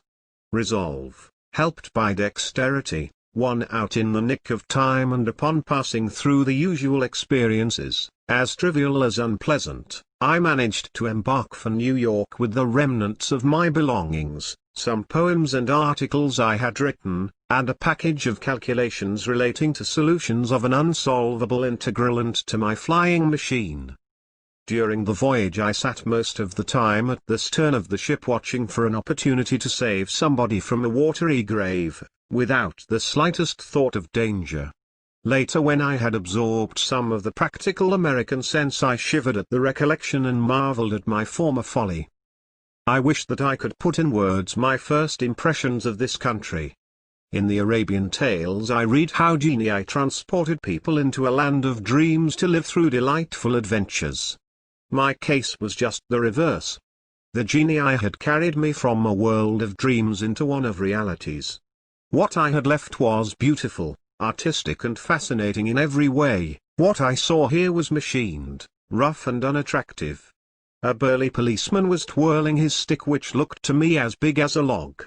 I approached him politely with the request to direct me, 6 blocks down, then to the left. He said, with murder in his eyes, "Is this America?"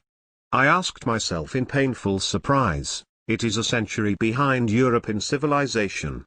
When I went abroad in 1889, 5 years having elapsed since my arrival here, I became convinced that it was more than 100 years ahead of Europe, and nothing has happened to this day to change my opinion.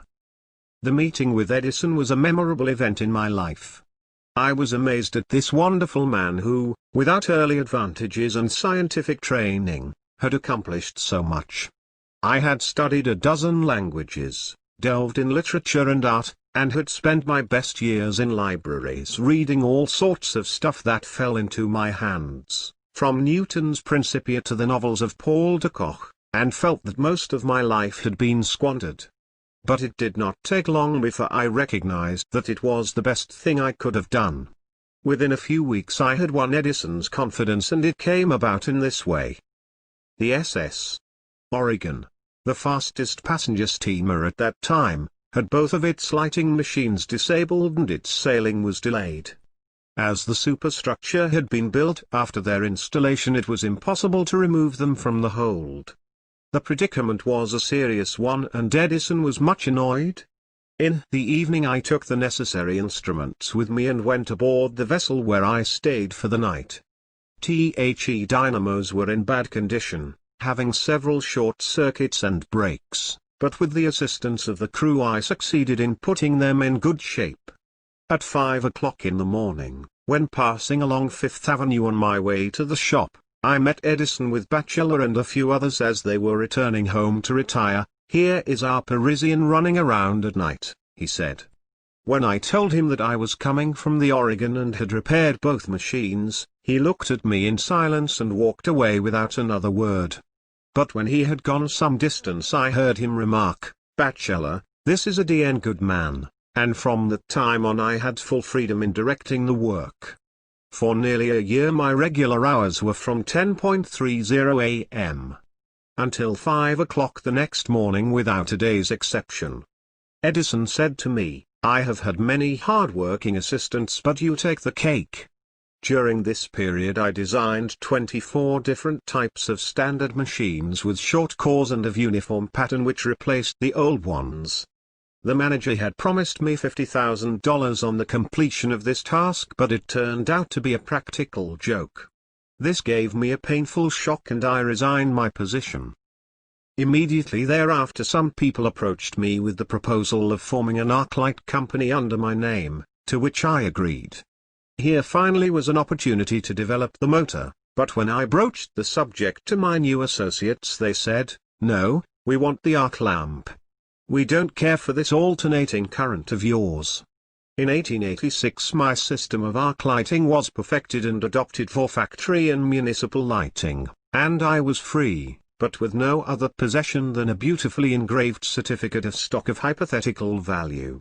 Then followed a period of struggle in the new medium for which I was not fitted, but the reward came in the end, and in April 1887, the Tesla Electric Company was organized, providing a laboratory and facilities. The motors I built there were exactly as I had imagined them. I made no attempt to improve the design, but merely reproduced the pictures as they appeared to my vision, and the operation was always as I expected. In the early part of 1888 an arrangement was made with the Westinghouse Company for the manufacture of the motors on a large scale.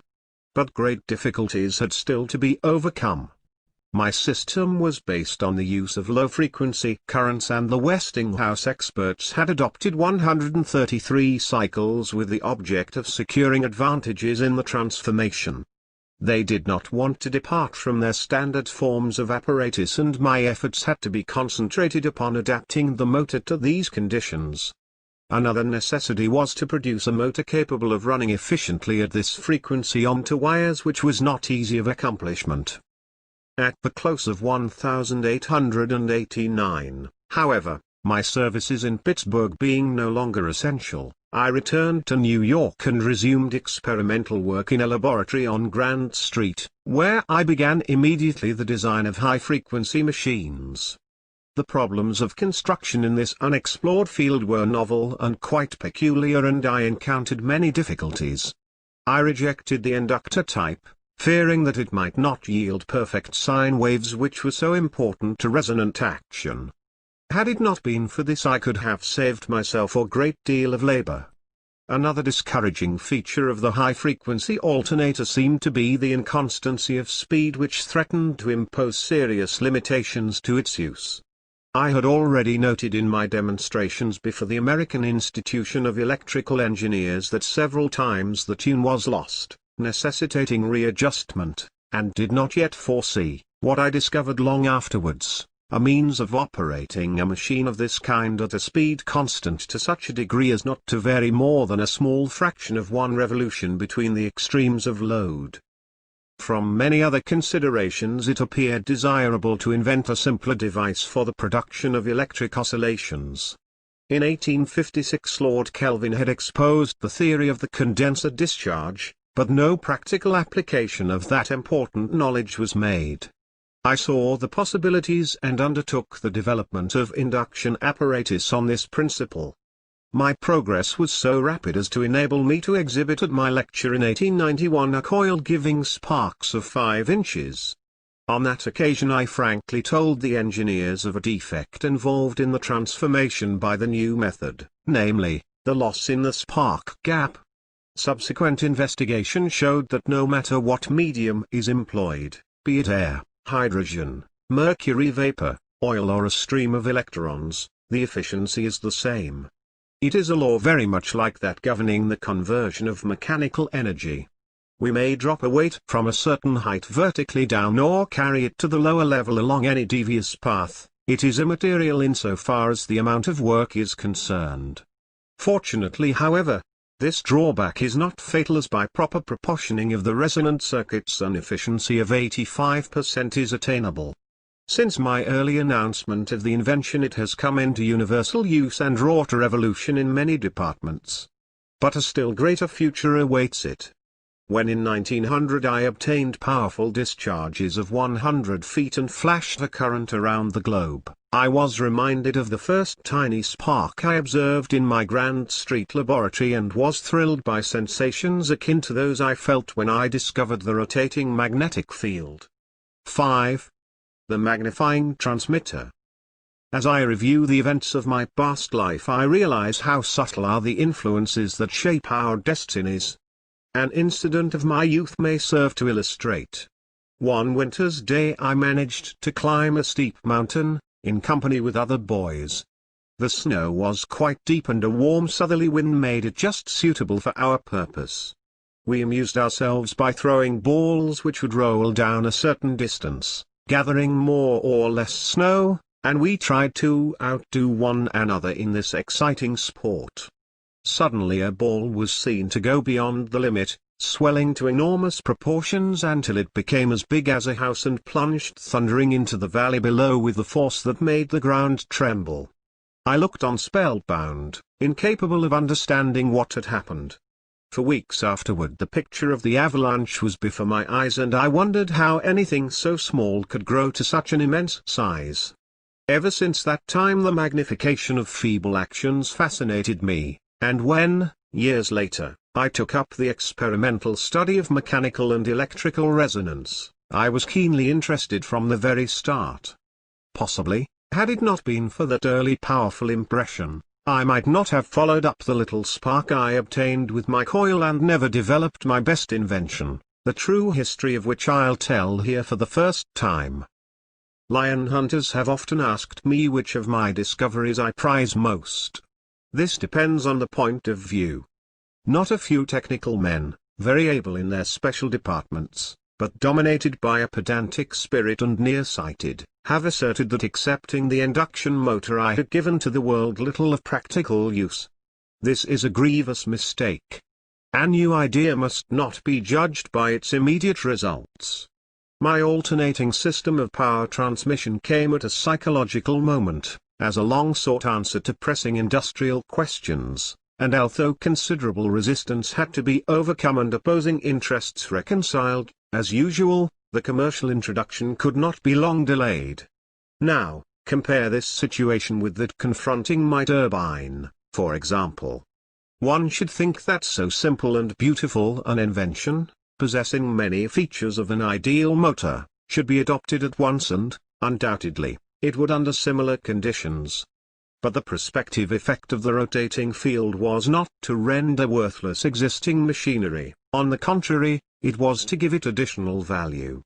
The system lent itself to new enterprise as well as to improvement of the old.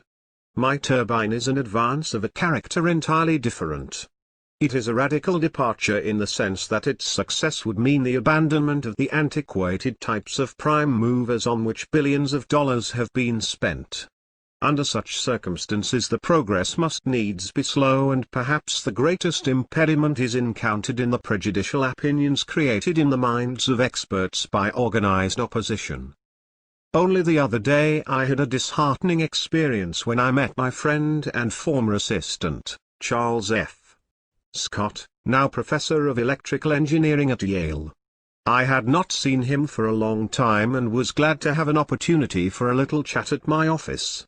Our conversation naturally enough drifted on my turbine, and I became heated to a high degree. "Scott," I exclaimed, carried away by the vision of a glorious future, "my turbine will scrap all the heat engines in the world." Scott stroked his chin and looked away thoughtfully, as though making a mental calculation. "That will make quite a pile of scrap," he said, and left without another word. These and other inventions of mine, however, were nothing more than steps forward in certain directions.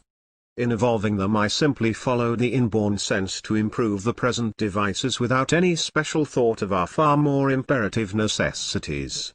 The magnifying transmitter was the product of labors extending through years, having for their chief object the solution of problems which are infinitely more important to mankind than mere industrial development. If my memory serves me right, it was in November, 1890, that I performed a laboratory experiment which was one of the most extraordinary and spectacular ever recorded in the annals of science. In investigating the behavior of high-frequency currents, I had satisfied myself that an electric field of sufficient intensity could be produced in a room to light up electrodless vacuum tubes. Accordingly, a transformer was built to test the theory, and the first trial proved a marvelous success. It is difficult to appreciate what those strange phenomena meant at that time. We crave for new sensations but soon become indifferent to them. The wonders of yesterday are today common occurrences. When my tubes were first publicly exhibited, they were viewed with amazement impossible to describe. From all parts of the world I received urgent invitations, and numerous honors and other flattering inducements were offered to me, which I declined. But in 1892 the demands became irresistible, and I went to London, where I delivered a lecture before the Institution of Electrical Engineers. It had been my intention to leave immediately for Paris in compliance with a similar obligation, but Sir James Dewar insisted on my appearing before the Royal Institution. I was a man of firm resolve, but succumbed easily to the forceful arguments of the great Scotsman. He pushed me into a chair and poured out half a glass of a wonderful brown fluid which sparkled in all sorts of iridescent colors and tasted like nectar. "Now," said he, "you are sitting in Faraday's chair and you are enjoying whiskey he used to drink." In both aspects it was an enviable experience. The next evening I gave a demonstration before that institution, at the termination of which Lord Rayleigh addressed the audience, and his generous words gave me the first start in these endeavors. I fled from London and later from Paris to escape favors showered upon me, and journeyed to my home, where I passed through a most painful ordeal and illness. Upon regaining my health I began to formulate plans for the resumption of work in America. Up to that time I never realized that I possessed any particular gift of discovery, but Lord Rayleigh, whom I always considered as an ideal man of science, had said so, and if that was the case I felt that I should concentrate on some big idea. One day, as I was roaming in the mountains, I sought shelter from an approaching storm. The sky became overhung with heavy clouds, but somehow the rain was delayed until, all of a sudden, there was a lightning flash, and a few moments after a deluge. This observation set me thinking. It was manifest that the two phenomena were closely related, as cause and effect, and a little reflection led me to the conclusion that the electrical energy involved in the precipitation of the water was inconsiderable, the function of lightning being much like that of a sensitive trigger. Here was a stupendous possibility of achievement. If we could produce electric effects of the required quality, this whole planet and the conditions of existence on it could be transformed. The sun raises the water of the oceans and winds drive it to distant regions, where it remains in a state of most delicate balance. If it were in our power to upset it when and wherever desired, this mighty life-sustaining stream could be at will controlled. We could irrigate arid deserts, create lakes and rivers, and provide motive power in unlimited amounts. This would be the most efficient way of harnessing the sun to the uses of man. The consummation depended on our ability to develop electric forces of the order of those in nature.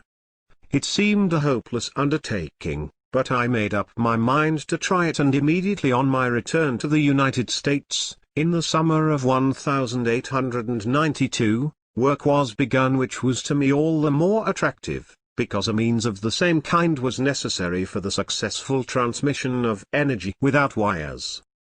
The first gratifying result was obtained in the spring of the succeeding year, when I reached tensions of about 1,000,000 volts with my conical coil. That was not much in the light of the present art, but it was then considered a feat. Steady progress was made until the destruction of my laboratory by fire in 1895, as may be judged from an article by T.C. Martin which appeared in the April number of the Century magazine. This calamity set me back in many ways, and most of that year had to be devoted to planning and reconstruction. However, as soon as circumstances permitted, I returned to the task. Although I knew that higher electromotive forces were attainable with apparatus of larger dimensions, I had an instinctive perception that the object could be accomplished by the proper design of a comparatively small and compact transformer. In carrying on tests with a secondary in the form of a flat spiral, as illustrated in my patents, the absence of streamers surprised me, and it was not long before I discovered that this was due to the position of the turns and their mutual action. Profiting from this observation, I resorted to the use of a high-tension conductor with turns of considerable diameter sufficiently separated to keep down the distributed capacity, while at the same time preventing undue accumulation of the charge at any point. The application of this principle enabled me to produce pressures of 4,000,000 volts, which was about the limit obtainable in my new laboratory at Houston Street, as the discharges extended through a distance of 16 feet. A photograph of this transmitter was published in the Electrical Review of November, 1898. In order to advance further along this line I had to go into the open, and in the spring of 1899, having completed preparations for the erection of a wireless plant, I went to Colorado, where I remained for more than 1 year. Here I introduced other improvements and refinements which made it possible to generate currents of any tension that may be desired. Those who are interested will find some information in regard to the experiments I conducted in my article, The Problem of Increasing Human Energy, in the Century magazine of June, 1900, to which I have referred on a previous occasion. I have been asked by the electrical experimenter to be quite explicit on this subject so that my young friends among the readers of the magazine will clearly understand the construction and operation of my magnifying transmitter, and the purposes for which it is intended. Well, then, in the first place, it is a resonant transformer with a secondary in which the parts, charged to a high potential, are of considerable area and arranged in space along ideal enveloping surfaces of very large radii of curvature, and at proper distances from one another, thereby ensuring a small electric surface density everywhere so that no leak can occur even if the conductor is bare. It is suitable for any frequency, from a few to many thousands of cycles per second, and can be used in the production of currents of tremendous volume and moderate pressure, or of smaller amperage and immense electromotive force. The maximum electric tension is merely dependent on the curvature of the surfaces on which the charged elements are situated and the area of the latter. Judging from my past experience, as much as 100 million volts are perfectly practicable. On the other hand, currents of many thousands of amperes may be obtained in the antenna. A plant of but very moderate dimensions is required for such performances.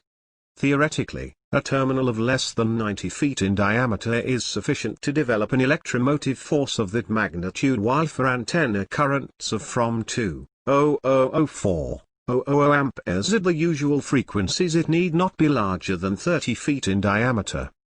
In a more restricted meaning, this wireless transmitter is one in which the Hertz wave radiation is an entirely negligible quantity as compared with the whole energy, under which condition the damping factor is extremely small and an enormous charge is stored in the elevated capacity. Such a circuit may then be excited with impulses of any kind, even of low frequency, and it will yield sinusoidal and continuous oscillations like those of an alternator.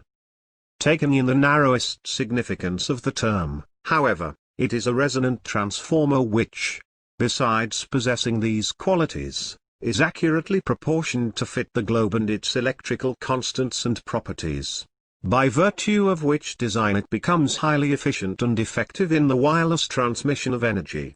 Distance is then absolutely eliminated, there being no diminution in the intensity of the transmitted impulses.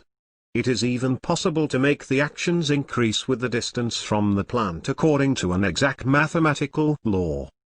This invention was one of a number comprised in my world system of wireless transmission which I undertook to commercialize on my return to New York in 1900. As to the immediate purposes of my enterprise, they were clearly outlined in a technical statement of that period from which I quote. The world system has resulted from a combination of several original discoveries made by the inventor in the course of long-continued research and experimentation. It makes possible not only the instantaneous and precise wireless transmission of any kind of signals, messages or characters, to all parts of the world, but also the interconnection of the existing telegraph, telephone, and other signal stations without any change in their present equipment. By its means, for instance, a telephone subscriber here may call up and talk to any other subscriber on the globe. An inexpensive receiver, not bigger than a watch, will enable him to listen anywhere, on land or sea, to a speech delivered or music played in some other place, however distant. These examples are cited merely to give an idea of the possibilities of this great scientific advance, which annihilates distance and makes that perfect natural conductor, the Earth, available for all the innumerable purposes which human ingenuity has found for a line wire. One far-reaching result of this is that any device capable of being operated through one or more wires at a distance obviously restricted can likewise be actuated, without artificial conductors and with the same facility and accuracy, at distances to which there are no limits other than those imposed by the physical dimensions of the globe. Thus, Not only will entirely new fields for commercial exploitation be opened up by this ideal method of transmission, but the old ones vastly extended. The world system is based on the application of the following important inventions and discoveries. 1. The Tesla transformer. This apparatus is in the production of electrical vibrations as revolutionary as gunpowder was in warfare. Currents many times stronger than any ever generated in the usual ways, and sparks over 100 feet long, have been produced by the inventor with an instrument of this kind. 2. The magnifying transmitter. This is Tesla's best invention, a peculiar transformer specially adapted to excite the Earth, which is in the transmission of electrical energy what the telescope is in astronomical observation. By the use of this marvelous device he has already set up electrical movements of greater intensity than those of lightning and passed a current, sufficient to light more than 200 incandescent lamps, around the globe. 3. The Tesla wireless system. This system comprises a number of improvements and is the only means known for transmitting economically electrical energy to a distance without wires. Careful tests and measurements in connection with an experimental station of great activity, erected by the inventor in Colorado, have demonstrated that power in any desired amount can be conveyed, clear across the globe if necessary, with a loss not exceeding a few %. 4. The art of individualization. This invention of Tesla's is to primitive tuning what refined language is to unarticulated expression. It makes possible the transmission of signals or messages absolutely secret and exclusive both in the active and passive aspect, that is, non-interfering as well as non-interferable. Each signal is like an individual of unmistakable identity and there is virtually no limit to the number of stations or instruments which can be simultaneously operated without the slightest mutual disturbance. 5. The terrestrial stationary waves. This wonderful discovery, popularly explained, means that the Earth is responsive to electrical vibrations of definite pitch just as a tuning fork to certain waves of sound. These particular electrical vibrations, capable of powerfully exciting the globe, lend themselves to innumerable uses of great importance commercially and in many other respects. The first world system power plant can be put in operation in 9 months. With this power plant it will be practicable to attain electrical activities up to 10 million horsepower, and it is designed to serve for as many technical achievements as are possible without due expense. Among these the following may be mentioned. 1. The interconnection of the existing telegraph exchanges or offices all over the world. 2. The establishment of a secret and non-interferable government telegraph service. 3. The interconnection of all the present telephone exchanges or offices on the globe. 4. The universal distribution of general news, by telegraph or telephone, in connection with the press. 5. The establishment of such a world system of intelligence transmission for exclusive private use. 6. The interconnection and operation of all stock tickers of the world. 7. The establishment of a world system of musical distribution, etc. 8. The universal registration of time by cheap clocks indicating the hour with astronomical precision and requiring no attention whatever. 9. The world transmission of typed or handwritten characters, letters, checks, etc. 10. The establishment of a universal marine service enabling the navigators of all ships to steer perfectly without compass, to determine the exact location, hour and speed, to prevent collisions and disasters, etc. 11. The inauguration of a system of world printing on land and sea. 12. The world reproduction of photographic pictures and all kinds of drawings or records. I also proposed to make demonstrations in the wireless transmission of power on a small scale but sufficient to carry conviction. Besides these I referred to other and incomparably more important applications of my discoveries which will be disclosed at some future date. A plant was built on Long Island with a tower 187 feet high, having a spherical terminal about 68 feet in diameter. These dimensions were adequate for the transmission of virtually any amount of energy. Originally only from 200 to 300 kW were provided, but I intended to employ later several thousand horsepower. The transmitter was to emit a wave complex of special characteristics, and I had devised a unique method of telephonic control of any amount of energy. The tower was destroyed 2 years ago, but my projects are being developed, and another one, improved in some features, will be constructed. On this occasion I would contradict the widely circulated report that the structure was demolished by the government, which, owing to war conditions, might have created prejudice in the minds of those who may not know that the papers, which 30 years ago conferred upon me the honor of American citizenship, are always kept in a safe, while my orders, diplomas, degrees, gold medals and other distinctions are packed away in old trunks. If this report had a foundation, I would have been refunded a large sum of money which I expended in the construction of the tower. On the contrary, it was in the interest of the government to preserve it, particularly as it would have made possible to mention just one valuable result: the location of a submarine in any part of the world. My plant, services, and all my improvements have always been at the disposal of the officials, and ever since the outbreak of the European conflict I have been working at a sacrifice on several inventions of mine relating to aerial navigation, ship propulsion and wireless transmission, which are of the greatest importance to the country. Those who are well informed know that my ideas have revolutionized the industries of the United States, and I am not aware that there lives an inventor who has been, in this respect, as fortunate as myself, especially as regards the use of his improvements in the war. I have refrained from publicly expressing myself on this subject before, as it seemed improper to dwell on personal matters while all the world was in dire trouble.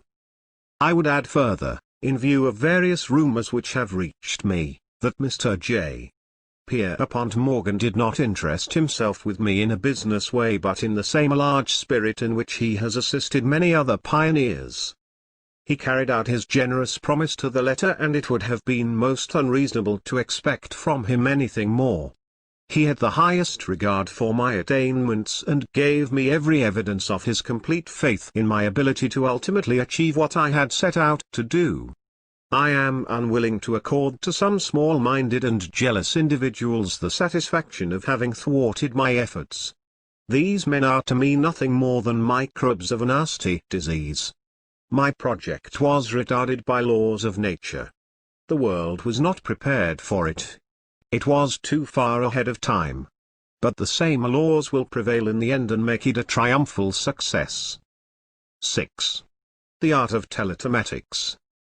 No subject to which I have ever devoted myself has called for such concentration of mind and strained to so dangerous a degree the finest fibers of my brain as the system of which the magnifying transmitter is the foundation. I put all the intensity and vigor of youth in the development of the rotating field discoveries, but those early labors were of a different character. Although strenuous in the extreme, they did not involve that keen and exhausting discernment which had to be exercised in attacking the many puzzling problems of the wireless.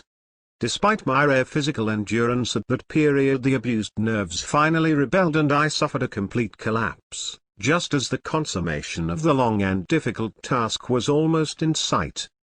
Without doubt I would have paid a greater penalty later, and very likely my career would have been prematurely terminated, had not Providence equipped me with a safety device, which has seemed to improve with advancing years and unfailingly comes into play when my forces are at an end.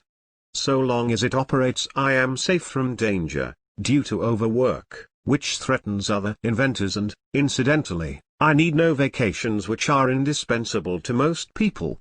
When I am all but used up, I simply do as the darkies, who, naturally fall asleep while white folks worry. To venture a theory out of my sphere, the body probably accumulates little by little a definite quantity of some toxic agent, and I sink into a nearly lethargic state which lasts half an hour to the minute. Upon awakening I have the sensation as though the events immediately preceding had occurred very long ago, and if I attempt to continue the interrupted train of thought I feel a veritable mental nausea. Involuntarily I then turn to other work and am surprised at the freshness of the mind and ease with which I overcome obstacles that had baffled me before. After weeks or months my passion for the temporarily abandoned invention returns and I invariably find answers to all the vexing questions with scarcely any effort. In this connection I will tell of an extraordinary experience which may be of interest to students of psychology. I had produced a striking phenomenon with my grounded transmitter and was endeavoring to ascertain its true significance in relation to the currents propagated through the earth.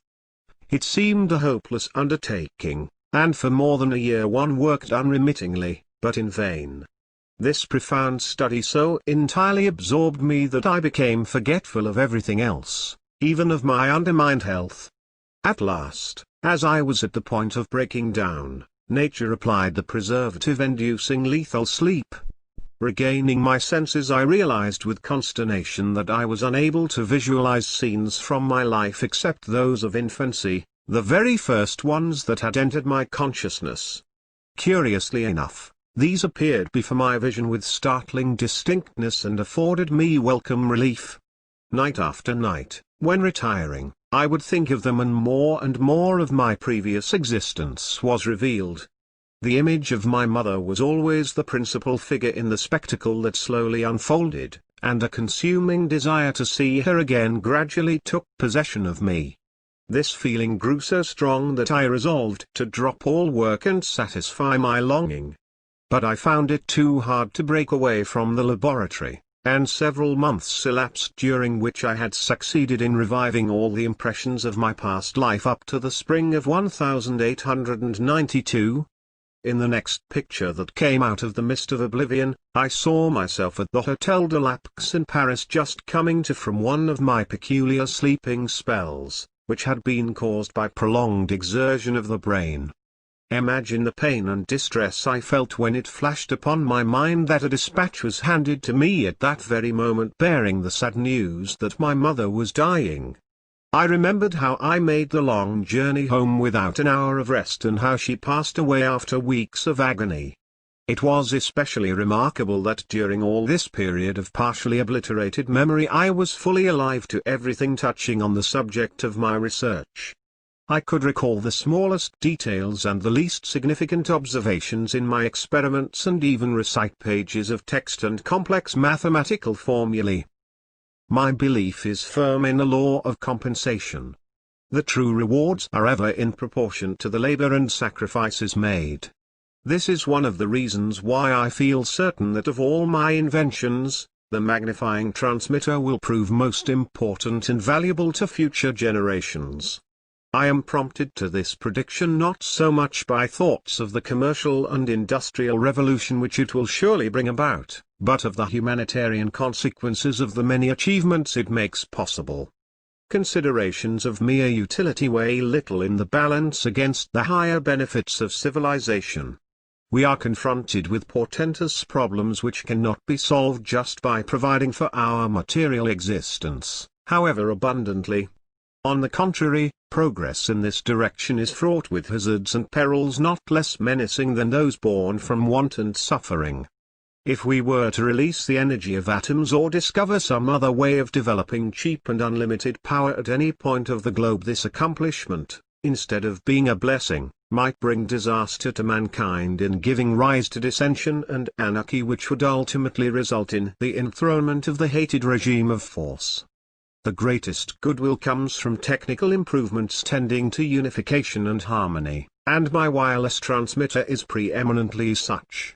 By its means the human voice and likeness will be reproduced everywhere, and factories driven thousands of miles from waterfalls furnishing the power. Aerial machines will be propelled around the Earth without a stop, and the sun's energy controlled to create lakes and rivers for motive purposes and transformation of arid deserts into fertile land. Its introduction for telegraphic, telephonic and similar uses will automatically cut out the statics and all other interferences which at present impose narrow limits to the application of the wireless. This is a timely topic on which a few words might not be amiss. During the past decade a number of people have arrogantly claimed that they had succeeded in doing away with this impediment. I have carefully examined all of the arrangements described and tested most of them long before they were publicly disclosed, but the finding was uniformly negative. A recent official statement from the U.S. Navy may, perhaps, have taught some gullible news editors how to appraise these announcements at their real worth. As a rule, the attempts are based on theories so fallacious that whenever they come to my notice I cannot help thinking in a lighter vein. Quite recently a new discovery was heralded, with a deafening flourish of trumpets, but it proved another case of a mountain bringing forth a mouse. This reminds me of an exciting incident which took place years ago when I was conducting my experiments with currents of high frequency. Steve Brody had just jumped off the Brooklyn Bridge. The feat has been vulgarized since by imitators, but the first report electrified New York. I was very impressionable then and frequently spoke of the daring printer. On a hot afternoon I felt the necessity of refreshing myself and stepped into one of the popular 30,000 institutions of this great city where a delicious 12% beverage was served which can now be had only by making a trip to the poor and devastated countries of Europe. The attendance was large and not over-distinguished, and a matter was discussed which gave me an admirable opening for the careless remark, "This is what I said when I jumped off the bridge." No sooner had I uttered these words than I felt like the companion of Timotheus in the poem of Schiller.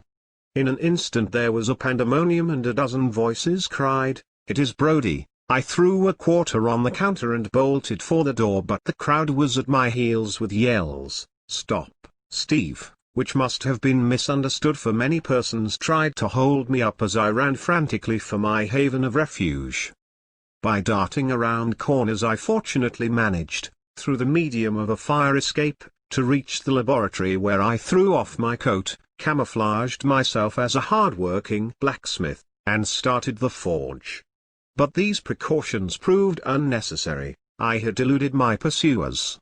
For many years afterward, at night, when imagination turns into spectres the trifling troubles of the day, I often thought, as I tossed on the bed, what my fate would have been had that mob caught me and found out that I was not Steve Brody.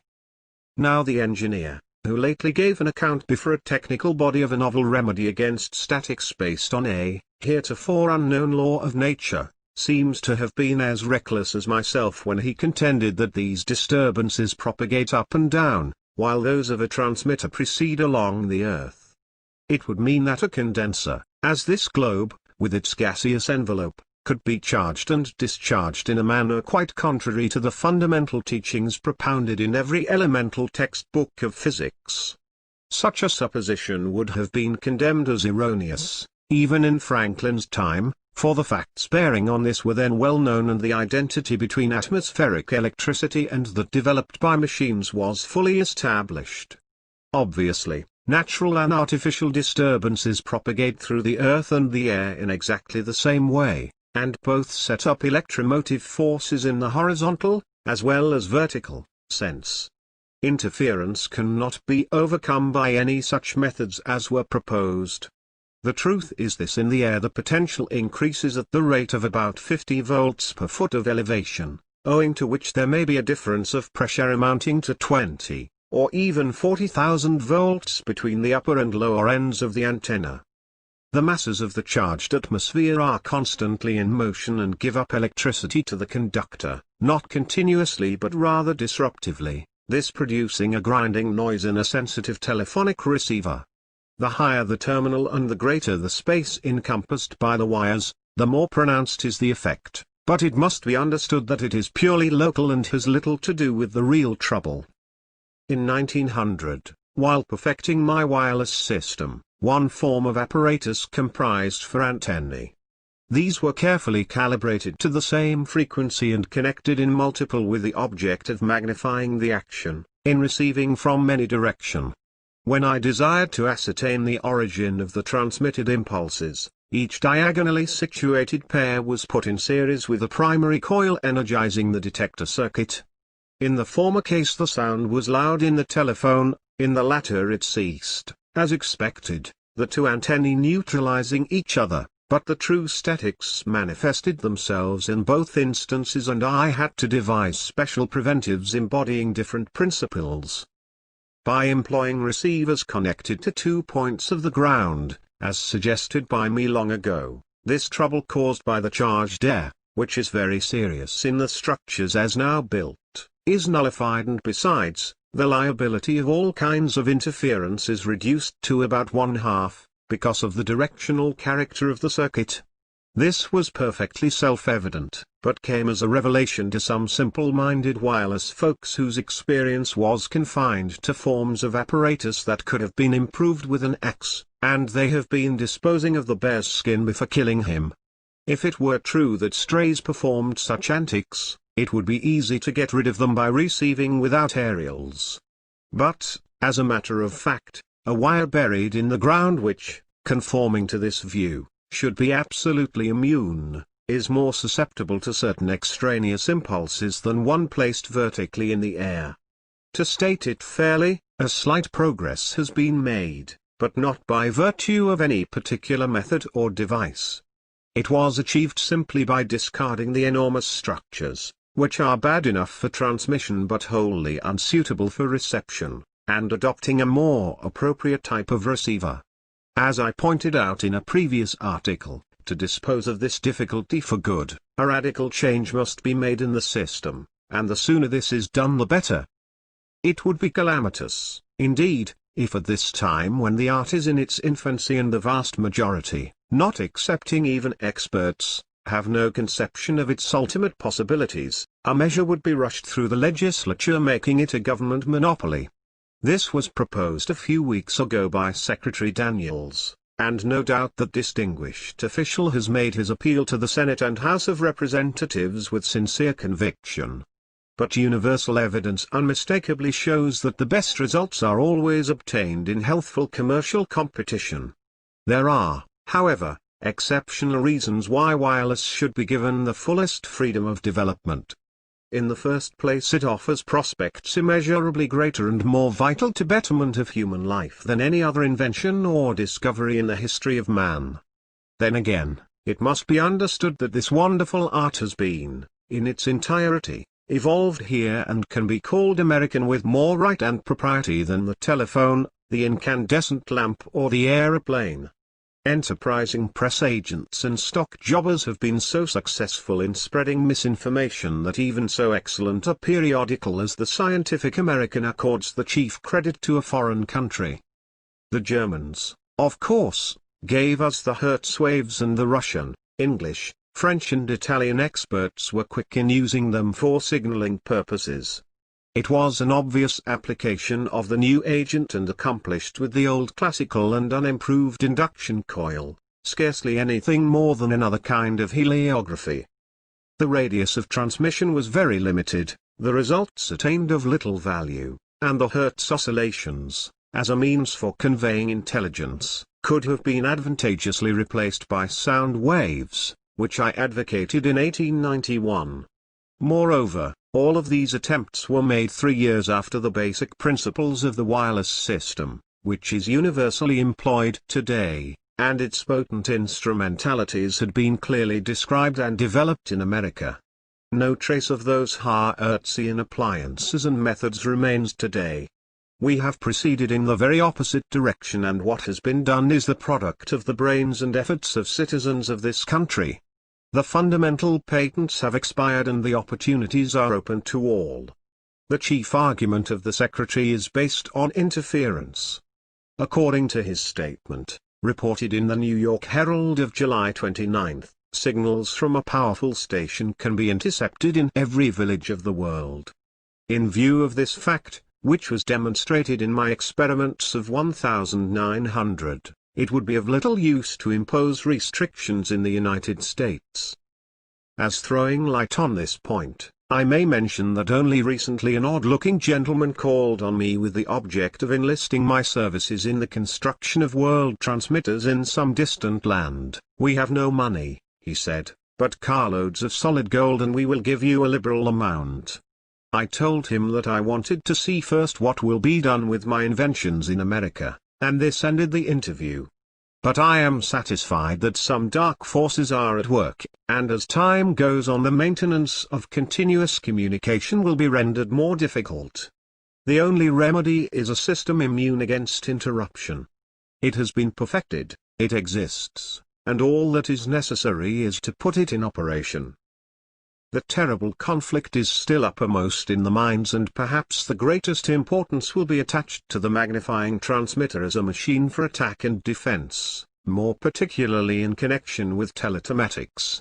This invention is a logical outcome of observations begun in my boyhood and continued throughout my life. When the first results were published, the Electrical Review stated editorially that it would become one of the most potent factors in the advance and civilization of mankind.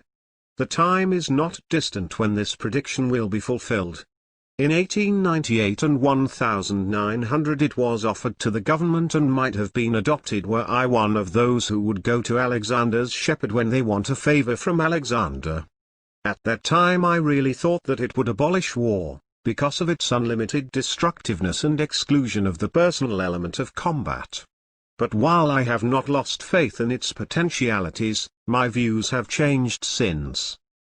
War cannot be avoided until the physical cause for its recurrence is removed, and this, in the last analysis, is the vast extent of the planet on which we live. Only through annihilation of distance in every respect, as the conveyance of intelligence, transport of passengers and supplies and transmission of energy, will conditions be brought about someday, ensuring permanency of friendly relations. What we now want most is closer contact and better understanding between individuals and communities all over the earth, and the elimination of that fanatic devotion to exalted ideals of national egoism and pride which is always prone to plunge the world into primeval barbarism and strife. No league or parliamentary act of any kind will ever prevent such a calamity. These are only new devices for putting the weak at the mercy of the strong. I have expressed myself in this regard 14 years ago, when a combination of a few leading governments, a sort of holy alliance, was advocated by the late Andrew Carnegie, who may be fairly considered as the father of this idea, having given to it more publicity and impetus than anybody else prior to the efforts of the President.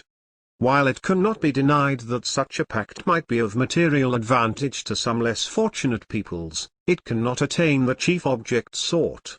Peace can only come as a natural consequence of universal enlightenment and merging of races, and we are still far from this blissful realization. As I view the world of today, in the light of the gigantic struggle we have witnessed, I am filled with conviction that the interests of humanity would be best served if the United States remained true to its traditions and kept out of entangling alliances. Situated as it is, geographically, remote from the theaters of impending conflicts, without incentive to territorial aggrandizement, with inexhaustible resources and immense population thoroughly imbued with the spirit of liberty and right, this country is placed in a unique and privileged position. It is thus able to exert, independently, its colossal strength and moral force to the benefit of all, more judiciously and effectively, than as member of a league. In one of these biographical sketches, published in the Electrical Experimenter, I have dwelt on the circumstances of my early life and told of an affliction which compelled me to unremitting exercise of imagination and self-observation. This mental activity, at first involuntary under the pressure of illness and suffering, gradually became second nature and led me finally to recognize that I was but an automaton devoid of free will in thought and action and merely responsive to the forces of the environment.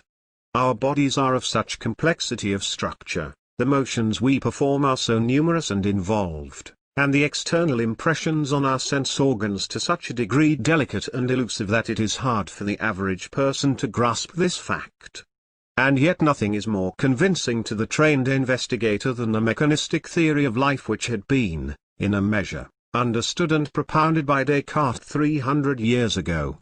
But in his time many important functions of our organism were unknown and, especially with respect to the nature of light and the construction and operation of the eye, philosophers were in the dark. In recent years the progress of scientific research in these fields has been such as to leave no room for a doubt in regard to this view, on which many works have been published. One of its ablest and most eloquent exponents is, perhaps, Felix Ledantec, formerly assistant of Pasteur. Professor Jacques Loeb has performed remarkable experiments in heliotropism, clearly establishing the controlling power of light in lower forms of organisms, and his latest book, Forced Movements, is revelatory. But while men of science accept this theory simply as any other that is recognized, to me it is a truth which I hourly demonstrate by every act and thought of mine.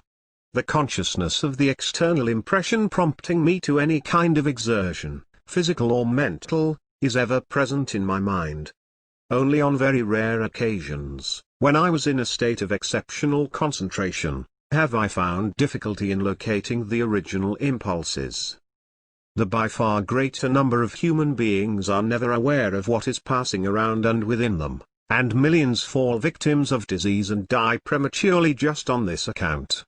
The commonest everyday occurrences appear to them mysterious and inexplicable.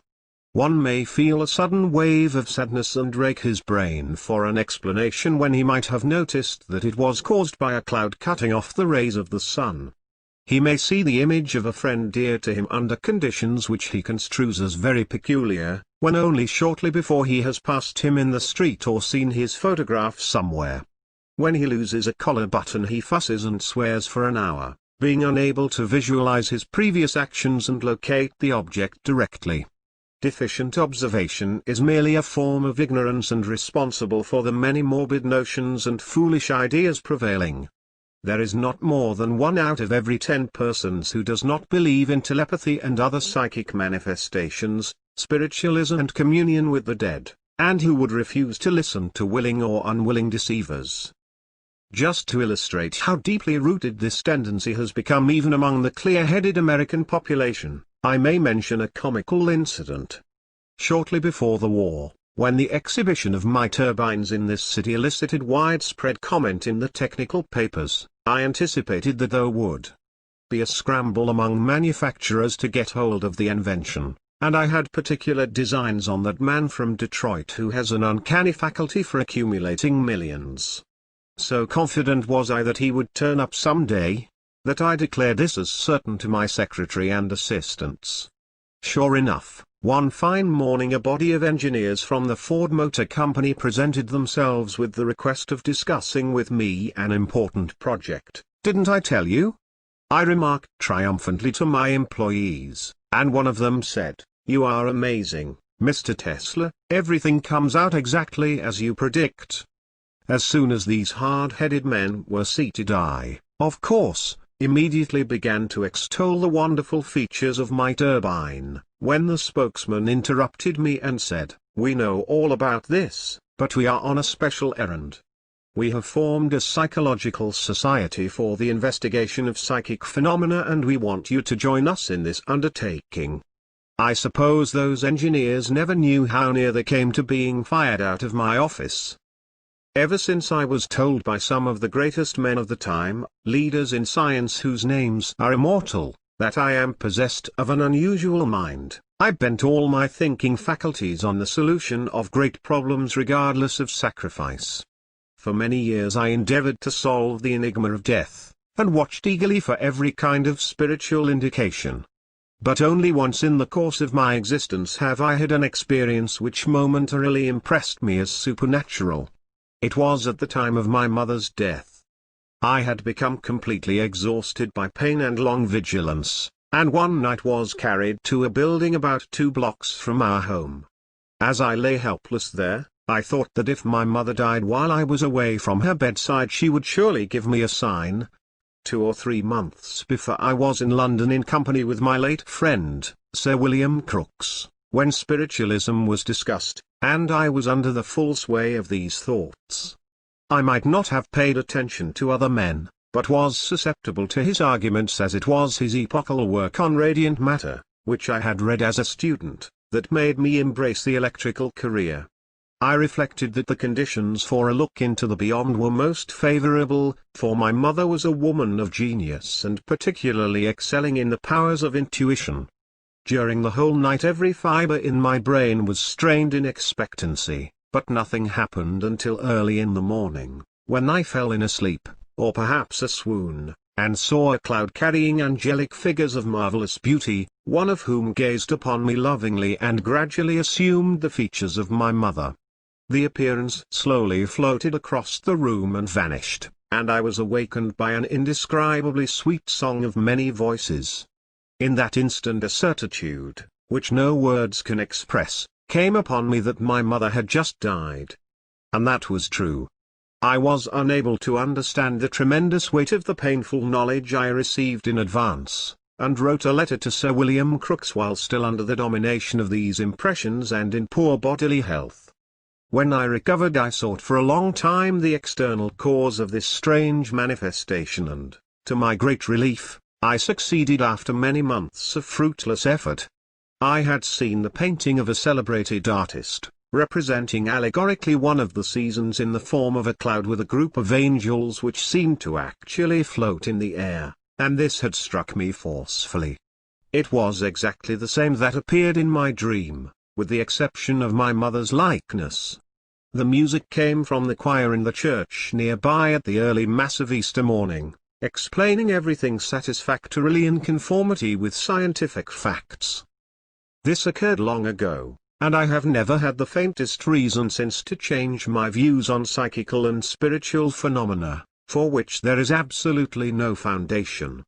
The belief in these is the natural outgrowth of intellectual development. Religious dogmas are no longer accepted in their orthodox meaning, but every individual clings to faith in a supreme power of some kind. We all must have an ideal to govern our conduct and ensure contentment. But it is immaterial whether it be one of creed, art, science or anything else, so long as it fulfills the function of a dematerializing force. It is essential to the peaceful existence of humanity as a whole that one common conception should prevail. While I have failed to obtain any evidence in support of the contentions of psychologists and spiritualists, I have proved to my complete satisfaction the automatism of life, not only through continuous observations of individual actions, but even more conclusively through certain generalizations. These amount to a discovery which I consider of the greatest moment to human society, and on which I shall briefly dwell. I got the first inkling of this astounding truth when I was still a very young man, but for many years I interpreted what I noted simply as coincidences. Namely, whenever either myself or a person to whom I was attached, or a cause to which I was devoted, was hurt by others in a particular way, which might be best popularly characterized as the most unfair imaginable, I experienced a singular and undefinable pain which, for want of a better term, I have qualified as cosmic, and shortly thereafter, and invariably, those who had inflicted it came to grief. After many such cases I confided this to a number of friends, who had the opportunity to convince themselves of the truth of the theory which I have gradually formulated and which may be stated in the following few words. Our bodies are of similar construction and exposed to the same external influences. This results in likeness of response and concordance of the general activities on which all our social and other rules and laws are based. We are automata entirely controlled by the forces of the medium being tossed about like corks on the surface of the water, but mistaking the resultant of the impulses from the outside for free will. The movements and other actions we perform are always life-preservative and though seemingly quite independent from one another, we are connected by invisible links. So long as the organism is in perfect order it responds accurately to the agents that prompt it. But the moment that there is some derangement in any individual, his self-preservative power is impaired. Everybody understands, of course, that if one becomes deaf, has his eyesight weakened, or his limbs injured, the chances for his continued existence are lessened. But this is also true, and perhaps more so, of certain defects in the brain which deprive the automaton, more or less, of that vital quality and cause it to rush into destruction. A very sensitive and observant being, with his highly developed mechanism all intact, and acting with precision in obedience to the changing conditions of the environment, is endowed with a transcending mechanical sense, enabling him to evade perils too subtle to be directly perceived. When he comes in contact with others whose controlling organs are radically faulty, that sense asserts itself and he feels the cosmic pain. The truth of this has been borne out in hundreds of instances, and I am inviting other students of nature to devote attention to this subject, believing that through combined and systematic effort results of incalculable value to the world will be attained. The idea of constructing an automaton, to bear out my theory, presented itself to me early, but I did not begin active work until 1893, when I started my wireless investigations. During the succeeding 2 or 3 years a number of automatic mechanisms, to be actuated from a distance, were constructed by me and exhibited to visitors in my laboratory. In 1896, however, I designed a complete machine capable of a multitude of operations, but the consummation of my labors was delayed until late in 1897. This machine was illustrated and described in my article in the Century magazine of June 1900, and other periodicals of that time, and, when first shown in the beginning of 1898, it created a sensation such as no other invention of mine has ever produced. In November 1898, a basic patent on the novel art was granted to me, but only after the examiner-in-chief had come to New York and witnessed the performance, for what I claimed seemed unbelievable. I remember that when later I called on an official in Washington, with a view of offering the invention to the government, he burst out in laughter upon my telling him what I had accomplished. Nobody thought then that there was the faintest prospect of perfecting such a device. It is unfortunate that in this patent, following the advice of my attorneys, I indicated the control as being effected through the medium of a single circuit and a well-known form of detector, for the reason that I had not yet secured protection on my methods and apparatus for individualization. As a matter of fact, my boats were controlled through the joint action of several circuits, and interference of every kind was excluded. Most generally I employed receiving circuits in the form of loops, including condensers, because the discharges of my high-tension transmitter ionized the air in the hall so that even a very small aerial would draw electricity from the surrounding atmosphere for hours. Just to give an idea, I found, for instance, that a bulb 12 in diameter, highly exhausted, and with one single terminal to which a short wire was attached, would deliver well on to 1,000 successive flashes before all charge of the air in the laboratory was neutralized. The loop form of receiver was not sensitive to such a disturbance, and it is curious to note that it is becoming popular at this late date. In reality it collects much less energy than the aerials or a long grounded wire, but it so happens that it does away with a number of defects inherent to the present wireless devices. In demonstrating my invention before audiences, the visitors were requested to ask any questions, however involved, and the automaton would answer them by signs. This was considered magic at that time, but was extremely simple, for it was myself who gave the replies by means of the device. At the same period another larger teletomatic boat was constructed, a photograph of which is shown in this number of the Electrical Experimenter. It was controlled by loops, having several turns placed in the hull, which was made entirely watertight and capable of submergence. The apparatus was similar to that used in the first, with the exception of certain special features I introduced, as, for example, incandescent lamps which afforded visible evidence of the proper functioning of the machine. These automata, controlled within the range of vision of the operator, were, however, the first and rather crude steps in the evolution of the art of teletomatics as I had conceived it. The next logical improvement was its application to automatic mechanisms beyond the limits of vision and at great distance from the center of control, and I have ever since advocated their employment as instruments of warfare in preference to guns. The importance of this now seems to be recognized, if I am to judge from casual announcements through the press of achievements which are said to be extraordinary but contain no merit of novelty whatever.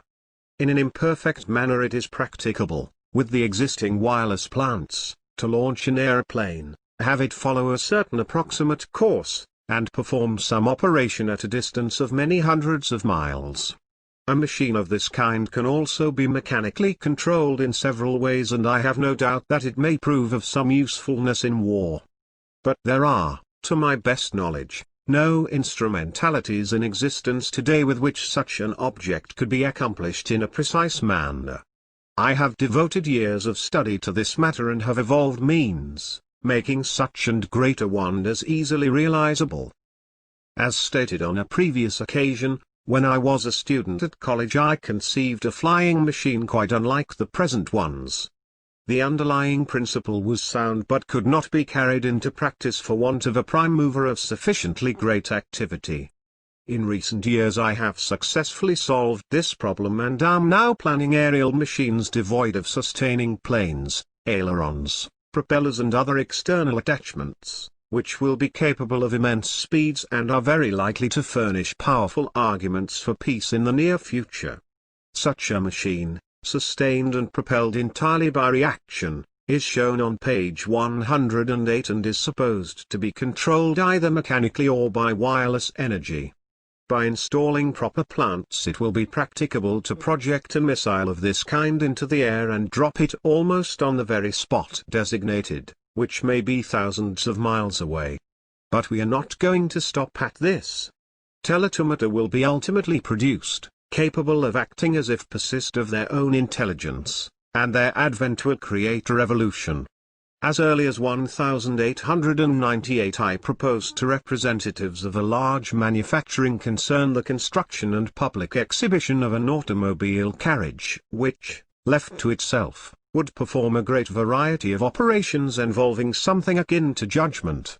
But my proposal was deemed chimerical at that time and nothing came from it. At present many of the ablest minds are trying to devise expedients for preventing a repetition of the awful conflict which is only theoretically ended and the duration and main issues of which I have correctly predicted in an article printed in The Sun of December 20, 1914. The proposed league is not a remedy but on the contrary, in the opinion of a number of competent men, may bring about results just the opposite. It is particularly regrettable that a punitive policy was adopted in framing the terms of peace, because a few years hence it will be possible for nations to fight without armies, ships or guns, by weapons far more terrible, to the destructive action and range of which there is virtually no limit. A city, at any distance whatsoever from the enemy, can be destroyed by him and no power on earth can stop him from doing so. If we want to avert an impending calamity and a state of things which may transform this globe into an inferno, we should push the development of flying machines and wireless transmission of energy without an instant's delay and with all the power and resources of the nation.